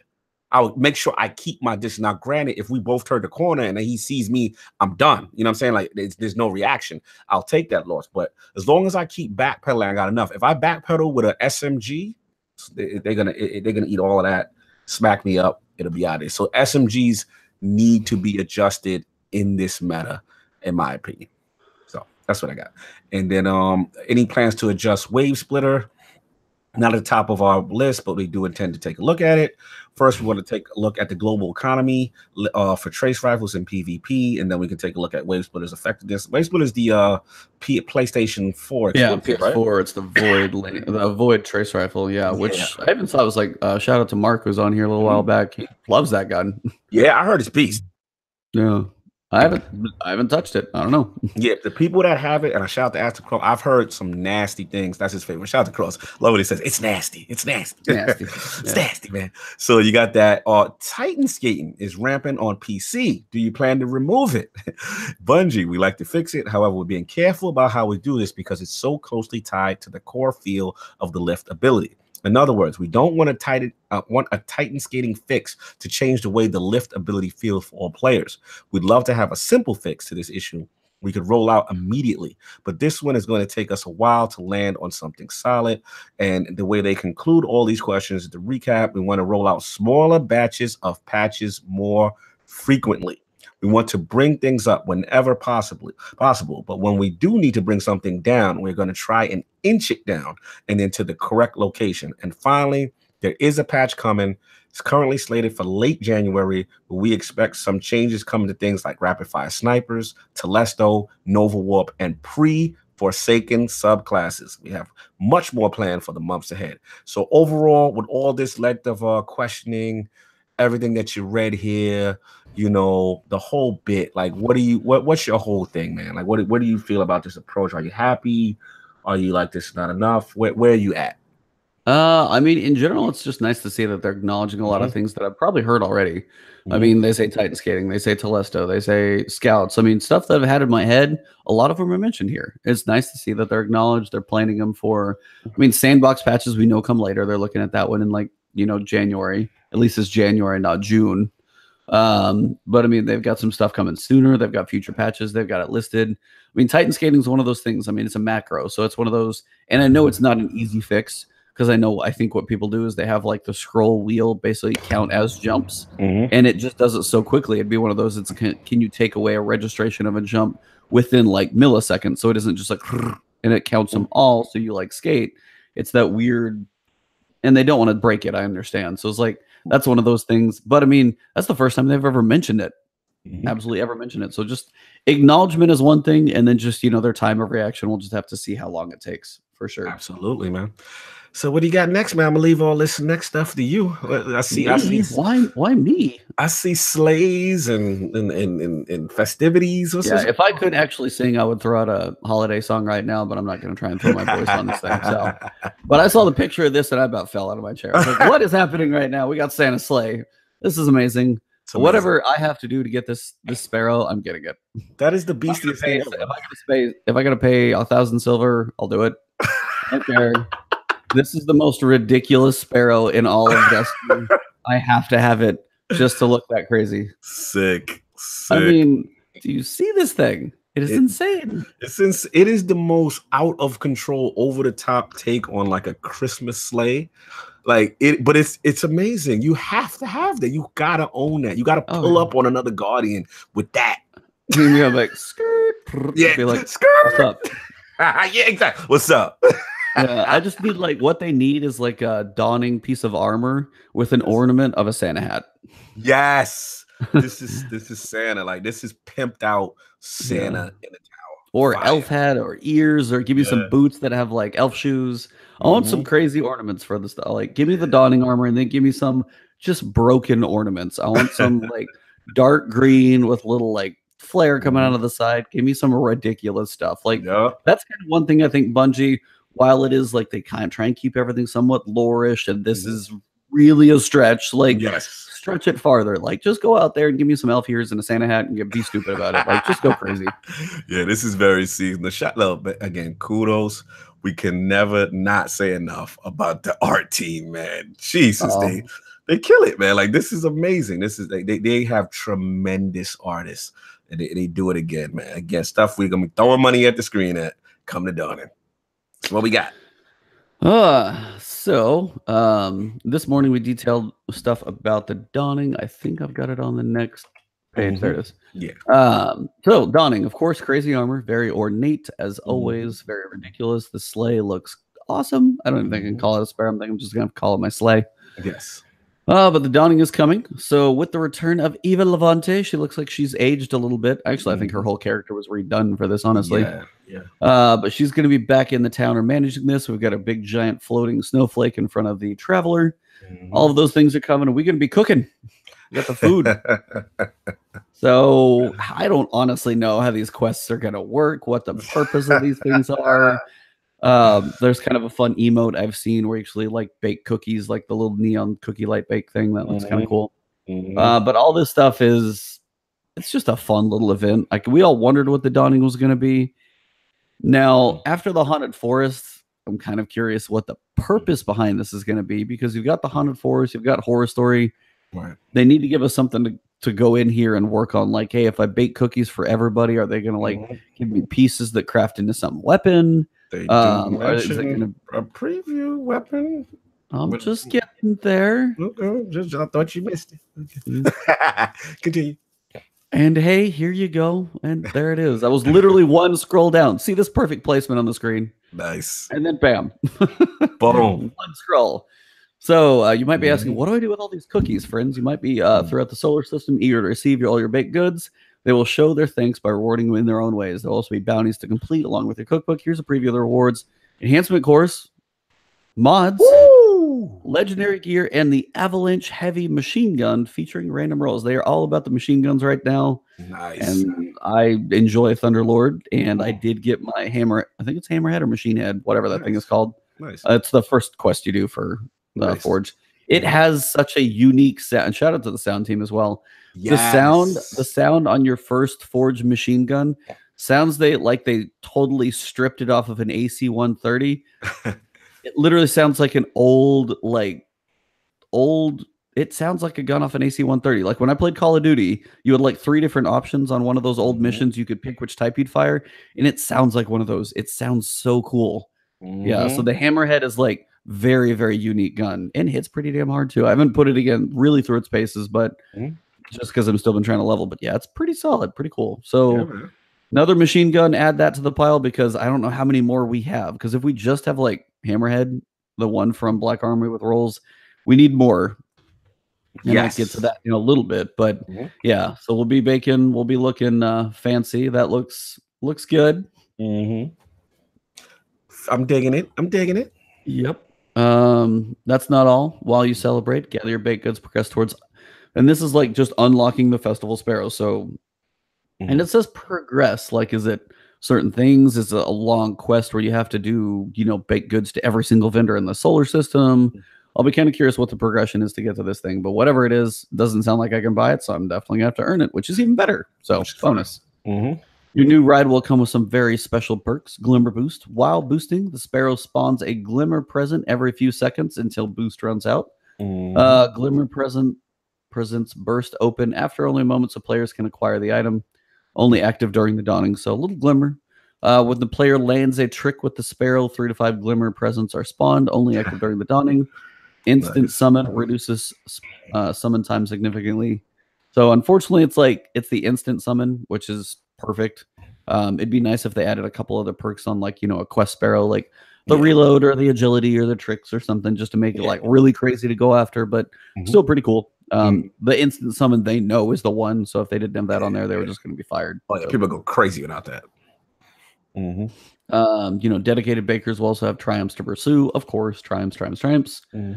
Double drops. So I got another. This is similar to the Solstice ship, because I was actually playing my Hunter. So it's close to that one, but I definitely like this ship. It's got that really sleek fighter look to it. And those are definitely clean. Ship reminds me of an old cartoon. I'm showing my age, but it's an old cartoon, one of my favorites, called Battle of the Planets. And Gotcha Man. If you watch the anime, Gatchaman, that's where they got it from. It's that ship. Oh man, love it. That is on my radar. I must have that. Paint that sucker in blue and red, just like the Gatchaman ship. I'm good to go. You're done. I'm done. You got your Snowball Ghost, which is, I like it. I really do. That one's cool. And multiplayer emotes. This is cool. I like this. Wait for it. So it's almost like you hold it up in prep, and then if the other person does it, it like triggers both of them. Yeah, that's cool. If they start implementing more of this, man, I could think the possibilities could be endless with stuff like this. Yeah. So keep the emotes going. Yeah. Because they have the one right now where it's the draw emote, so you have it down there and you have to press it again. Yes. So that's kind of one of those. I think they're trying to work on linking these together. So that's pretty cool. And of course, you got the hockey throwdown. Gloves off, stick down. Let's do this. Yes. And then, one exotic emote will be exclusive to a bundle, available for direct purchase with the silver. You got the baking going on. So there you go. Cook it up. I got some cookies. I don't know. I'm glad he's got gloves on because that probably hurts. But I love all these little neon ones. They're a way to set it apart. Sets it on there, bakes it out. You actually see them like level out. Yeah, you actually see the animation of them like form into cookies, like shrink down. Hilarious. This is cool. So pretty cool stuff. Let me ask you this: do you think the original snowballs from the first Dawning will come back like in strikes and all that good stuff? They don't mention it. Right? I don't think I seen mention of it. And that could have been just their thing for that one. So I mean, I haven't seen it. If they do, it'd be kind of fun to come back. Those were just fun. I mean. Yeah, that'd be like kind of a nice random thing to have in there because it was like the snowing effect. You slowed them down, and it was like it animated all the ads. It was I was impressed like the work they put into it more than anything. So that was I agree. Cool. I thought it was very cool. I hope they don't go away from it. I actually liked it. It used to be helpful on strikes and stuff. Like it used to be effective. Oh yeah, like slow down. You don't run as fast, Knight. You stay still. But they finally asked, do you have a stockpile of Bright Dust piling up? Tess will be offering ingredient packs in exchange for Bright Dust. If you don't have a lot of Bright Dust and are worried otherwise players might be getting all the baked goods without having to play, don't worry. Eva's requires, Essence of the Dawning, which can be acquired during playing activities in the game. So just play. You'll be fine. They've always set this stuff up so you can just play. So I think Eververse is in a good spot. And I think that's I don't know how much is going to be in the Dawning. These are seasonal events. They're not meant to be crazy. They're cosmetic, look pretty. The sparrows are fun. The emotes are cool. And we'll see what the, baked goods quest grind is all about. But overall, I don't think it's like, and that's the thing. Everybody's like, is there going to be another haunted forest activity? Probably not, unless they throw something else in there because it starts Tuesday. Like this is so fast. It feels earlier than it ever has before. Like this event is because it ends on January 1st, and I feel like it starts sooner this year than it ever has. Yeah, maybe it's me, but I think it's pretty quick. Yeah, it feels that way. So I would agree. I'd agree. That is jumps off on Tuesday. So right in time with the patch, you know what I'm saying? So that's good, man. And full disclosure, I've always liked the Dawning armor. I mean, at least the Warlocks, I love that one. So I want to get that set because I love my original one, but my problem is it doesn't have any new perks and you can't put mods. You know what I mean? So absolutely. I'm waiting for this bad boy. Yep. And now you can get a nice fancy set on PC. That's right. But they got so we have a lot of patches coming. So just a quick run through of dates. Patch 2.111 was deployed this week. That was all Black Armory, helped with the Morgath thing and all that stuff. Patch 2.12 is coming on December 11th. That is going to go live. They'll cover a couple of those early fixes, probably going to bring in the Dawning, stuff like that. Upcoming changes on Tuesday, the Black Armory officially opens its doors to the Volunder Forge. The Gofanage Forge becomes available in 1 hour, literally. You've got the Race for the Scourge of the Past as well in 1 hour. So if you guys want to do that, all that stuff opens at 11 a.m. Pacific. So that'll be coming up. And then players who, they've got the holiday cheer coming, that's going to go all the way through January 1st. So you've got all year to play that one. Just known issues. They've got a couple of them in there. The Mars Flashpoint, they said that one is having some issues right now, dropping powerful gear. The Blind Well matchmaking, even Pyro posted that one up pretty quick. He's like, is there an issue? Because he walked out like 10 times. They said just walk slowly, really slowly, hugging the right wall, which is a weird thing, but maybe that's just a way to try and get some matchmaking in there. When I play my hunter, I at some point need to get my second one. So, but also I know everybody's doing other stuff. So Blind Will's probably just a ghost town for the moment. And then a couple videos made it through. I haven't really looked at these yet, but I'm sure they're pretty good. Yeah, man. That's mostly it. We had a quick run through on patch notes. You had your Chaos Reach was tuned. Yes, thank you. Have you? I know you actually went into that spec. Have you actually tested the start and stop of it yet? Yeah, I've tested a lot of it, and it's very effective. Shout out to also Cross. He's got a great vid on it right now as well. There's something going on that I don't know if it's a glitch though, or it's what they intended. Now, apparently, when you cut it off, you know, I think there's a certain point that when you cut it off, it's gonna always kind of default at about 35%, which is ends right above where your class item is, where your class ability is. So, which is fine. If you go underneath that, it'll just stop at where you stopped it, which is fine, which is great. One time, I wish I recorded this, man, and I was with Kaibatsu and Scream. We're doing a strike, and I want to say I cut it off maybe 45% in or 50% in, say about 50% in. Yeah. And when I cut it off, again, I don't know if this is a glitch. The super started to rise all the way back up to the top. And you got it again? And I got it again. And I'm like, whoa, what's going on? So I don't know if this is some secret that apparently like there's a super sweet spot, but clearly something happened that I don't know if it should have happened. So I'm gonna try more testing with it. But shout out to Ibanta, shout out to your Twitch chat, because I was with you in that stream my first day on PC. I mean, well, you were in a stream and I was just in your audio.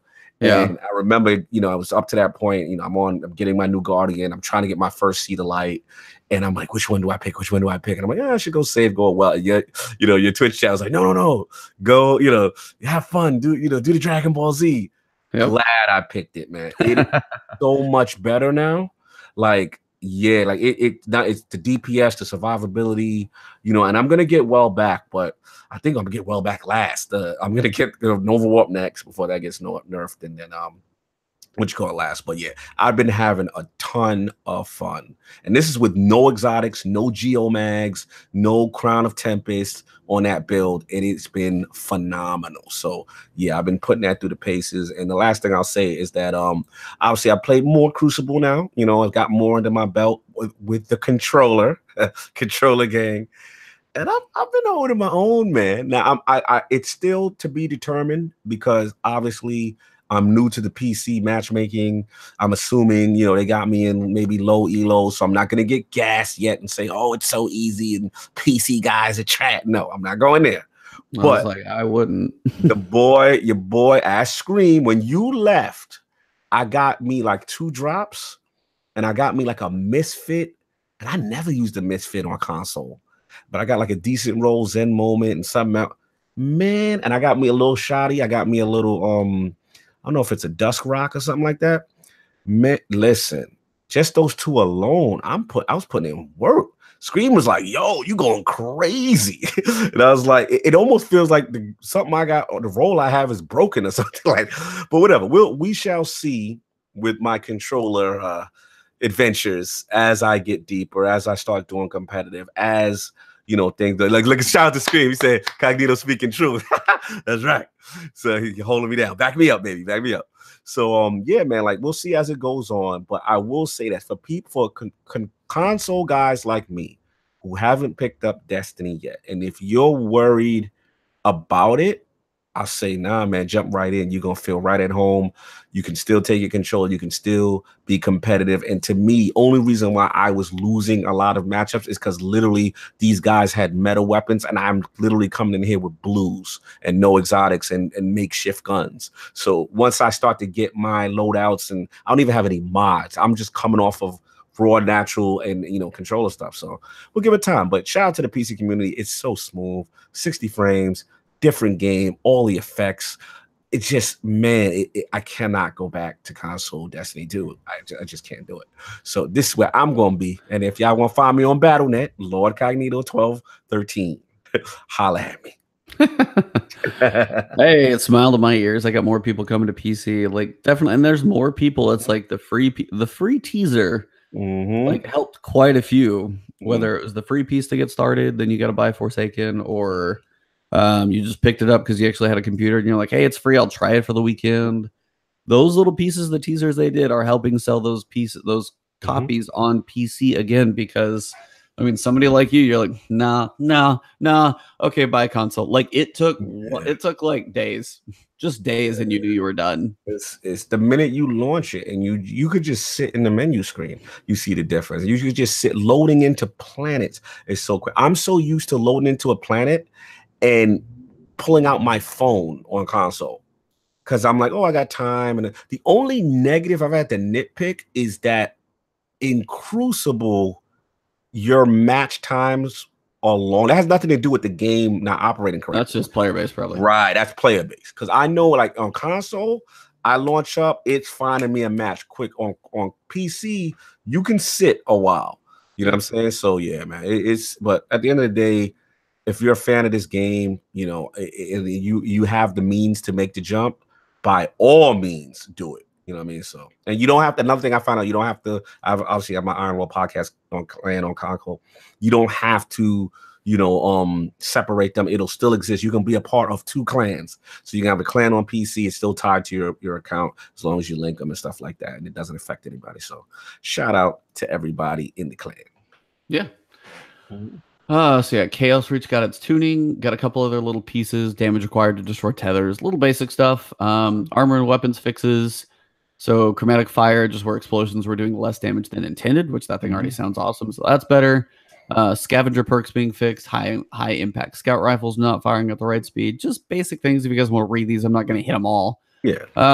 Got some good fixes though. Crucible that caused the mountaintop to drop above appropriate power levels, which was for Forsaken owners. People couldn't use it, so it was like kind of tagging it wrong, so people were getting a gun they couldn't use, so that would kind of suck. They're like, oh, I finally got it. Crap, I can't use it. So that would be no good. Gambit, a couple good fixes. So reduce the amount of linear fusion rifle power ammo from 5 to 3, because Crooked Fang will still put in some work. Fixing the Prime Evil, the Ascendant Prime Evil, like credit for the proper team, which is also big. That would just be a bummer. Just basic fixes. I'm trying to see if there's anything else major to touch here.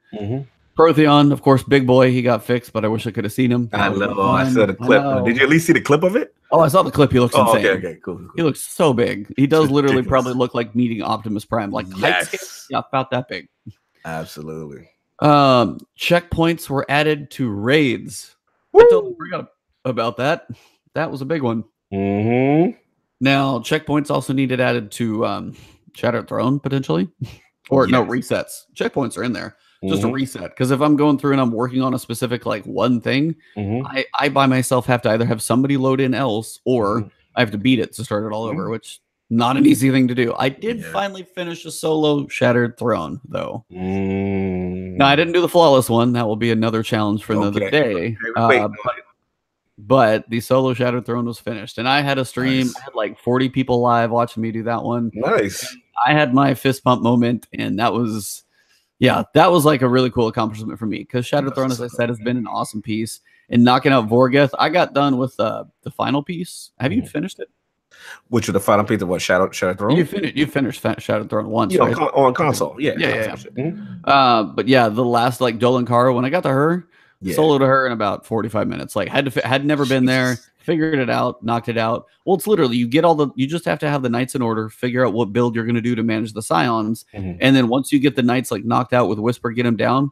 I had them just about right for health, and then went through a full, shield phase, broke the crystal, and then it was literally 2 shots on one, pop the head, kill it, pop the head, kill it, pop the head, kill it. Picked up the 3 orbs, and then Whisper was 999,999 damage about 10 times, and she died. Like, that's the way you solo that one. So I mean, Whisper is crucial there. As for Vorgeth, though, Thunderlord was my savior, because I could go Thunderlord, and I had decent ammo drops, and Rally Barricade, just unload all ever 200 bullets or so that I had. I think I had like 265 when I went in first, because I had a helmet. 265 would take him down to under half. Okay. And then as long as I got some heavy drop in as I killed all the ads, I got it the second time. But the nice thing about Thunderlord, I can constantly do damage, literally just move my cursor around, take care of the Axiom bolts, and never stop firing. So I can literally be complete clip empty, like all 260 bullets into him. Damn. And then I'll shoot him, and that's like not quite 2/3 of his health. So he's got some health, but it was a way to manage the Axiom bolts and never stop firing. So Thunderlord is perfect for that. Nice. Nice. Yep, that one. But I was like, I did the recording, but I'll kind of get those up later towards Shadow Throne coming up next time, because right now it'd be like not much to do with it. So yeah, absolutely. A couple other pieces.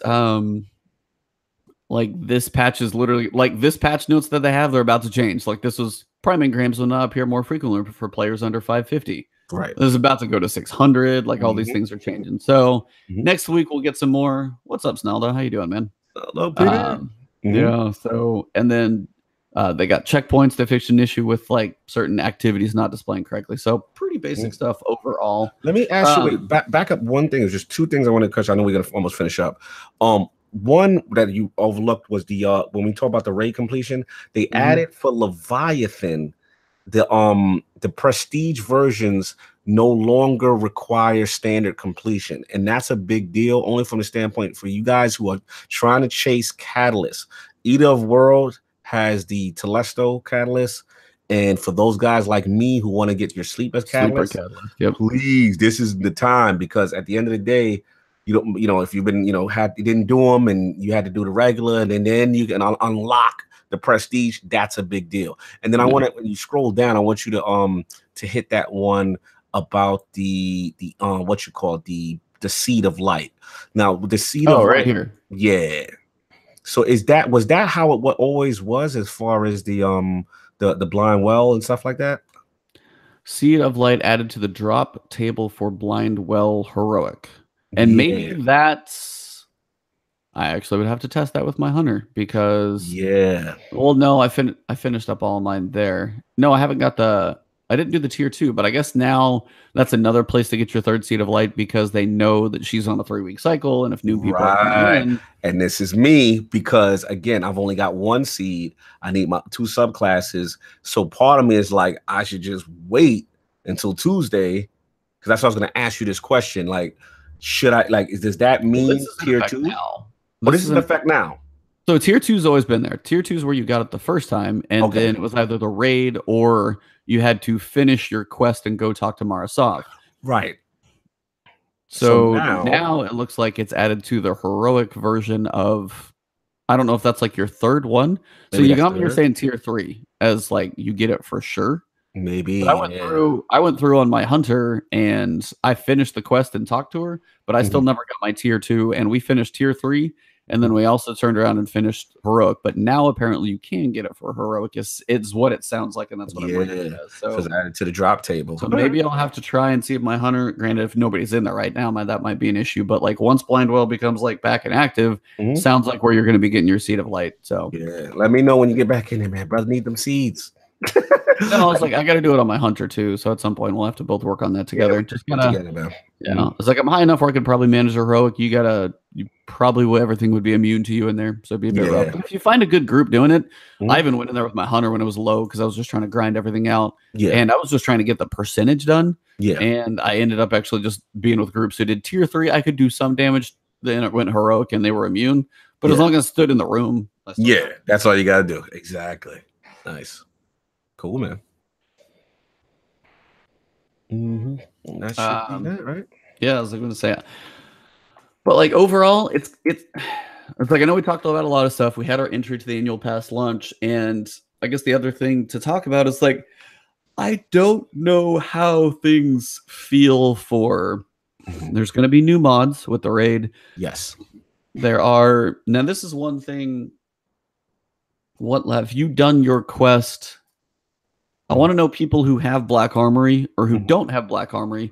Somebody out there have not Black Armory started the quest with 801, because I've asked for this forever, and I'm like, hey, what the hell do I do with my gunsmith materials? And you can buy mod components from her. But to do that, I couldn't buy them until I finished the Forge for the first time. Yeah. And I can't get to the Forge without Black Armory. Yeah. So if you can't buy mod components to use up all the gunsmith materials you have without that, that is an issue for me. Yes. Because everybody can use mod components. If she's just going to be a vendor in the tower, you can do a quest. It should not require you access to the Forge just to buy mod components. Exactly. Now, maybe you don't have access to the new ones. Okay, that's a choice. But just to buy mod components as a vendor selling them, that should not be limited behind Black Armory. That is one thing I do remember, and I was looking, I was like, oh, like that shouldn't be that way. And maybe if it is, it won't stay long. But I think if that is the case, that's definitely a mistake, because that's a limiting factor that's really kind of cruel. No, completely agree with you. You're completely on the money with that, and that definitely needs to be changed, because that's a vital commodity. You know what I'm saying? Like, people need those things. That's the only resource where you can get components, unless I'm listening to Scream and I'm going into my collections and dismantling blues for hours. You know what I'm saying? Like, that's just I mean, that's crazy. Yeah. So absolutely, that's one of those things. And it's like, right now, this is again, I hate to say it, but it's like, we will see, time will tell, more time has to pass before I can say, hey, do we have more guns? Because we were saying the loot pool was fairly small. Okay, so there are going to be more things you get from the forges and stuff, but like the general loot pool out in the world is still not getting much love. And that's one thing, like, I think we either said it before, or I've thought it, or other people have said it. They need to start add some of the old guns in with random rolls on like patches, and be like, hey, we threw like another set of weapons in the loot pool, just to give more random rolls, a few more things, just a few more options. So I'm not truly still getting like my 10th 10 paces or something like that. Like, just, we need some more options in there, and we'll kind of see how this progresses. But right now, I think for all you guys listening to say, hey, do I get the annual pass right now? Honestly, if you love Destiny and you're going to do the grind, you know, there's going to be a lot of stuff to do. Going to be a lot of stuff to hopefully enjoy. The raid, the forges, they are going to be cool. There's just going to be some grind involved. If you're like, I'm on the fence, I don't know, that's a harder one for me to honestly say, yeah, this is the time to do it. Maybe 3 months from now, be like, hey, jump in and enjoy all of it all at once. Cool. What I would say is, for everyone, this is the time to buy Forsaken. Work your way, enjoy the game, enjoy the story, enjoy the grind, try and get up to 600. And then when you feel like you're ready, then annual pass might be time. But if you just buy like Forsaken annual pass together and you're like, oh, what am I doing? That's like a harder sell. I mean, that's just me being honest. So. No, that's real. That's real. I completely agree. I think that's some great advice for people looking in from the outside in. Yeah, and for those of you guys out there on both sides, if you've got anybody who hasn't played the game yet, hasn't picked up Forsaken, Slow-Mo, if you're still sitting out there, because I know you're not really a huge Destiny person, I've got copies of the Forsaken collection. I'm going to be doing some giveaways, just so watch Twitter, watch my YouTube page. I'm going to be doing them just kind of in different ways. One might be a little hidden in the videos. You might actually have to find them. A couple will be more obvious, but I'm going to do copies because Forsaken is a great experience. So that's one I do want people to experience. Can I say, like, yeah, go out and buy the annual pass tomorrow? No, I'm not going to say that, because no one knows and it's still up in the air. But Forsaken is worth every penny, and that's some I think like all should experience, because Forsaken's story, the end game, the grind, like the way the weapons feel, the gun, like the whole experience of everything you get with D2 Forsaken, like from D2 launch all the way through, that's a cool experience. Absolutely. So that's what I think, like, if you haven't experienced it, it's a lot of fun. There's a lot of cool stuff in there. So nice. Just wanted to throw that out there for you guys. You got anything else? I mean, I think we've eclipsed 2 hours easily. That was we this long point. Yeah, I mean, no, you literally said it all. I mean, like I said, it's going to be interesting to see how they handle moving forward. You know, with Black Armory, we both said what we had to say. We're in agreement pretty much. I'm curious to see how Tuesday's patch affects things. You know, I'm gonna be trying to catch a little bit of that raid, see how guys are doing. Probably at the rate I think it may be tomorrow morning. The guys are still going, but who knows? And I just wonder if they're 650. It may not be that hard. Yeah, if they're 650, are they confirmed? Are their guys that light already? I mean, I'll just literally move it over so I can show it to you. It's on screen. Okay. Yeah, Destiny Tracker. Like, we got. I mean, you got Grenader Jake on Xbox. He's up there. Like, you can look through the list of people who are up there. But yeah, these are 650. You've got 4 of them. Wow. 649. Those guys are gonna blaze it. Yeah, 649. They're tied for 5th. 648, 647, 646, 645. I mean, the top 84 stops at 641. Wow. SO is up there. Yeah. Wow. Look how many of these guys. Sweatsicle, he's part of that's part of Glad's clan. I know he's in there. So I mean, this is 186. They're still 637, and it's 640 recommended. You're only 13 from the top. Jesus. So I mean, that's how it's. Oh, like, this raid's getting beaten. Never mind. This raid's getting beaten quick. Yeah, so like Indica, like Sweatsicle, those guys were. I mean, they were all those ones that, I mean, Glad's group before that beat it last time for Last Wish. Yeah, where's SO? Do you see him on the list? Yeah, I seen Esoteric up there. Just trying to figure out where to spot him. Shout him out. Like number looks like, what is it, 19 or something? He was up there. Oh, he's way up there. He's way up there. Yeah. Yeah, man. Where? Yeah, I'm missing him somewhere. Yeah, anyway, missing. Oh, here it is. 10. Yeah. And shout out, guys. Esoteric. If you want to see somebody who is just like unreal, he's at like 98,000 subs right now. See if we can push him over 100. Because he deserves it too. The work he puts in, the like no lifing, honestly, the dude is like just crazy to watch. So he is such a beast to be soloing Forge content. I am convinced that is not a human being. He never speaks. All we see is text. That is an android, Skynet. I'm telling you, Esoteric is not human. He's just ungodly. It's just things that he does that I just don't understand is humanly possible. Yeah. He's a monster. So yeah, shout him out. See if we can get him a little love. Spread the word. If you want to just see some impressive content, that like, yeah, he'll do solo stuff and I'll do solo stuff. But I promise you, it's a very different experience. I'm gonna walk you through how to do it. He's gonna show you how it should be done. Shout out to the artificial intelligence community and Esoteric. But yeah, I mean, he's 648. You got Gigs is 648. You got, I mean, all these like, I don't know how long this thing's gonna last. Yeah, so that raid's getting beaten in like an hour, 2 hours. That's getting beaten. So the mechanic, and this is where it's getting. This is going to be a very interesting thing for people who like do these little cheeses and get up to the top and save the engrams and all that type of stuff. Is this how you is? And this will be the question: is this how Bungie wants their raids to go? Is this how they want it? Like is this representative of the best? You know, again, you know, they're gonna have to answer these questions. You know, come what is it? Season of the Drifter, and you know that's all I want to see, because at the end of the day, you know, as long as they gate things correctly, you know, it shouldn't have to come down to things like this. It shouldn't have to come down to using these exploits and doing engram holding and whatever guys are doing. Yeah. And let's just see how it goes, you know?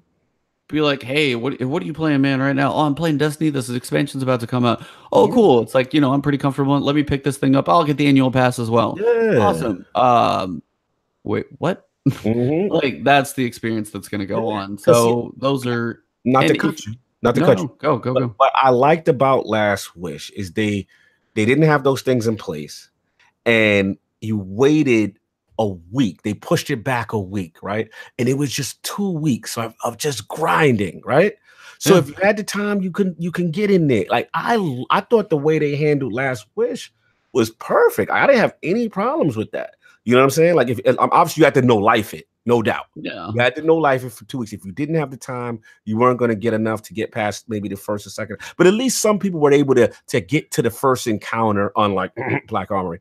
You know what I'm saying? Yeah, no, I mean that's real. Like people walk. Like even I could have probably. Where was? No, I was like, I don't know if I could have done even the first encounter. I was still probably pretty low, but. There was a decent amount of people who got through like did they beat it? No, but did the first encounter get seen and viewed and was some success was had? Because that was kind of the difference of all of that stuff. And it was like, but that's also the raid. Like, you know, that's not just like, hey, here's a piece of content. And I know it's meant to be in game, but yeah, just as you said, they got to see it, and it's I don't know. So that's what I want. There's some balancing. There's some balancing to do. I agree. Cool, man. But yeah, I think that's pretty much where we're gonna wrap it up today, guys. It's been awesome. Thank you guys all for hanging out. Today has been really cool. A lot of stuff, a lot of talks, lots of thoughts as always. Vagabond. Some of you guys have been here for pretty much all the 2 hours, so you guys are crazy in the best way. If If you have not followed me yet here on Twitch, I'd be surprised. Most of you guys probably have. But I'm about 28 away from 1,000 followers. Oh, so let's get that going. Yeah. So on my Twitch channel, we're pretty close to 1,000 followers. So that's awesome. So just the support lately has been amazing, guys. Like I would have to look back in the last like 3 months, but my YouTube channel, Twitch, those have exploded. So just the support from you guys has been awesome. And it just keeps going. So shout out to Iron Lord's podcast as well. Thank you, sir. Man, the man of the intros, the man of like making people feel humbled when you can't even live up to the intro. And then just honestly, the deep dives, the questions, just the way I love long form podcasts when you get guests to open up. And that's something you guys do so well. Like I love shout out to it's Chris Hardwick. His podcast is just with like celebrities and stuff. He'll do it for movies, but it's like an hour long. Usually the good ones are maybe a little over, and you get them on those long, not like the 5-minute like little blip questions here or there. They really go into stories and open up, and you guys do that exact same stuff. You get them talking about old school gaming, what they came through, crazy stories of like their histories, and like every one of those guys do. You like you hit the right buttons with them, and you have enough knowledge to know what to ask to get them to go deep, and it works so well. So I mean, shout out to Iron Lord's podcast, guys. Listen to him, follow him. I know you guys passed 1,000 yet because you guys deserve that as well. Yeah, we're about at 925. Oh, come on, we're both of the nines. We need 1,000. We need 1,000. 1,000 on both. So if you guys are in my Twitch chat, go follow Iron Lord's podcast. If you like the long form and you're sitting here, go follow them because they got some really, if you just are a gamer, just go enjoy it. They always got some good love, good humor, and good interviews. Those guests are awesome. So much appreciated, man. Yeah, I'll do my outros, man. Again, shout out to Ebontis, man. Please support him. The guy's fantastic. Shout out to Forte. He subbed to you today. You know, I'm glad people are starting to get the word out. I've known for a long time. You know what I'm saying? I met the man at Guardian Con. You know what I'm saying? I knew this guy's the real deal. And it's good to see his growth. It's been tremendous. So good to see that my community actually recognizes you and people are telling me, hey, I use your content. I'm a solo Destiny player. Shout out to the 2HC in the chat. He says, look, you guys are the show is the reason why I jumped back in. You know what I'm saying? It's really cool to see people now getting in tune with you. And it's dope, man, because a lot of people, some people don't have clans. Some people don't have a lot of friends to play with. And they watch Ebontis video and you get that simplified breakdown on what to do, effective things to do. And at the same time, you know, a lot of people, he doesn't assume that you're this hardcore person. Like he will break things down, even the Zerg videos and things that you don't know about, and weapons and exotics you don't know about. He's like, hey, this is, you know, he's got me using Risk Runner in certain parts of a Gambit now. Like I wasn't even doing that because of, you know, of Ebontis. So good to see the growth, man. Both trying to grow this thing together. As far as me, you already know, on Twitter, actually is at Lord Cognito. On BattleNet. I am Lord Lord Cognito 12, number 1213. So 1213. Please check me out, man. Shout out to Scream. Those are my dudes. Forte, I know we got a link. I added you. If you're on PC, please add me. We got a great bunch of guys there. And shout out to Mikey Barr and the Spawn Points clan. Also shout out, what's your clan? Legendary Emblems Only. Yeah, it's full right now. So yeah, shout out to you guys. You know what I'm saying? I've always been running with them. A lot of fun. Finally get a chance to play with my man, so that's good. And obviously this Sunday, as far as Iron Lord podcast, every Sunday is the Lord's Day. Sunday, 11 a.m. Eastern Standard on the Iron Lord podcast channel. We will have the young Lord PTK Blam from the Shop podcast. He's a good up and coming YouTuber. Great content. We're going to talk about a lot of things. We'll talk about the Game Awards. Game Forte said this man is a traitor. I am. You're funny. I have expanded my Destiny horizons to PC. Call me enlightened. That's the PCest answer I've heard from anybody in my life. I've expanded my horizons onto the world of PC. I am well-versed in all forms of Destiny. And thank you. I'd like to broaden my knowledge for the game that I play. Listen, I'm going to my ass. It looks pretty. Hashtag exposed. Listen, man, I went to college now. He bonded his job. He put me through college. So now I got to stay here, man.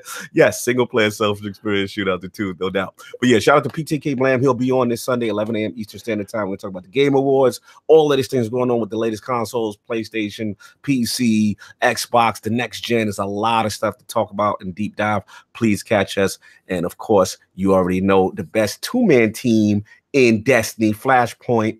every Friday, 9 a.m. Eastern Standard Time here on my channel, as well as on Twitch and Ebontis. So that's all I got. That's it. I mean, you guys know where to find me. It's Ebontis on everything. If you guys need my battle tag, it's Ebontis 1305. Other than that, it's Twitch, Twitter, Ebontis, and then YouTube. You guys know where to find me. If you haven't followed both of us, follow both, subscribe to the channels. We got good content coming for you guys. Usually I just like to have a lot of fun, enjoy it, and yeah, if you like Destiny, you like gaming, I've got an alpha potentially this weekend to look into. So when you doing them giveaways, man, so I can get my console guys to come over. I will let you know. I got 2 for PC and the 1 for PlayStation and 1 for Xbox because still got to get a little love that way. So those will be coming. So yeah, just follow me on Twitter. That will be one place to watch it for sure, and then YouTube as well. So I'll be letting you guys know about that one for in the coming future. I'm trying to find a good time to kind of want to put it in a video, kind of get it like set in a certain place. So that stuff will be coming, so stay tuned. And other than that, you guys are awesome. You've been a lot of fun. 2.5 hours is a long time to deal with us. Yes. But you guys are great. So on that note, I will see you guys soon. Adios. All righty. Peace.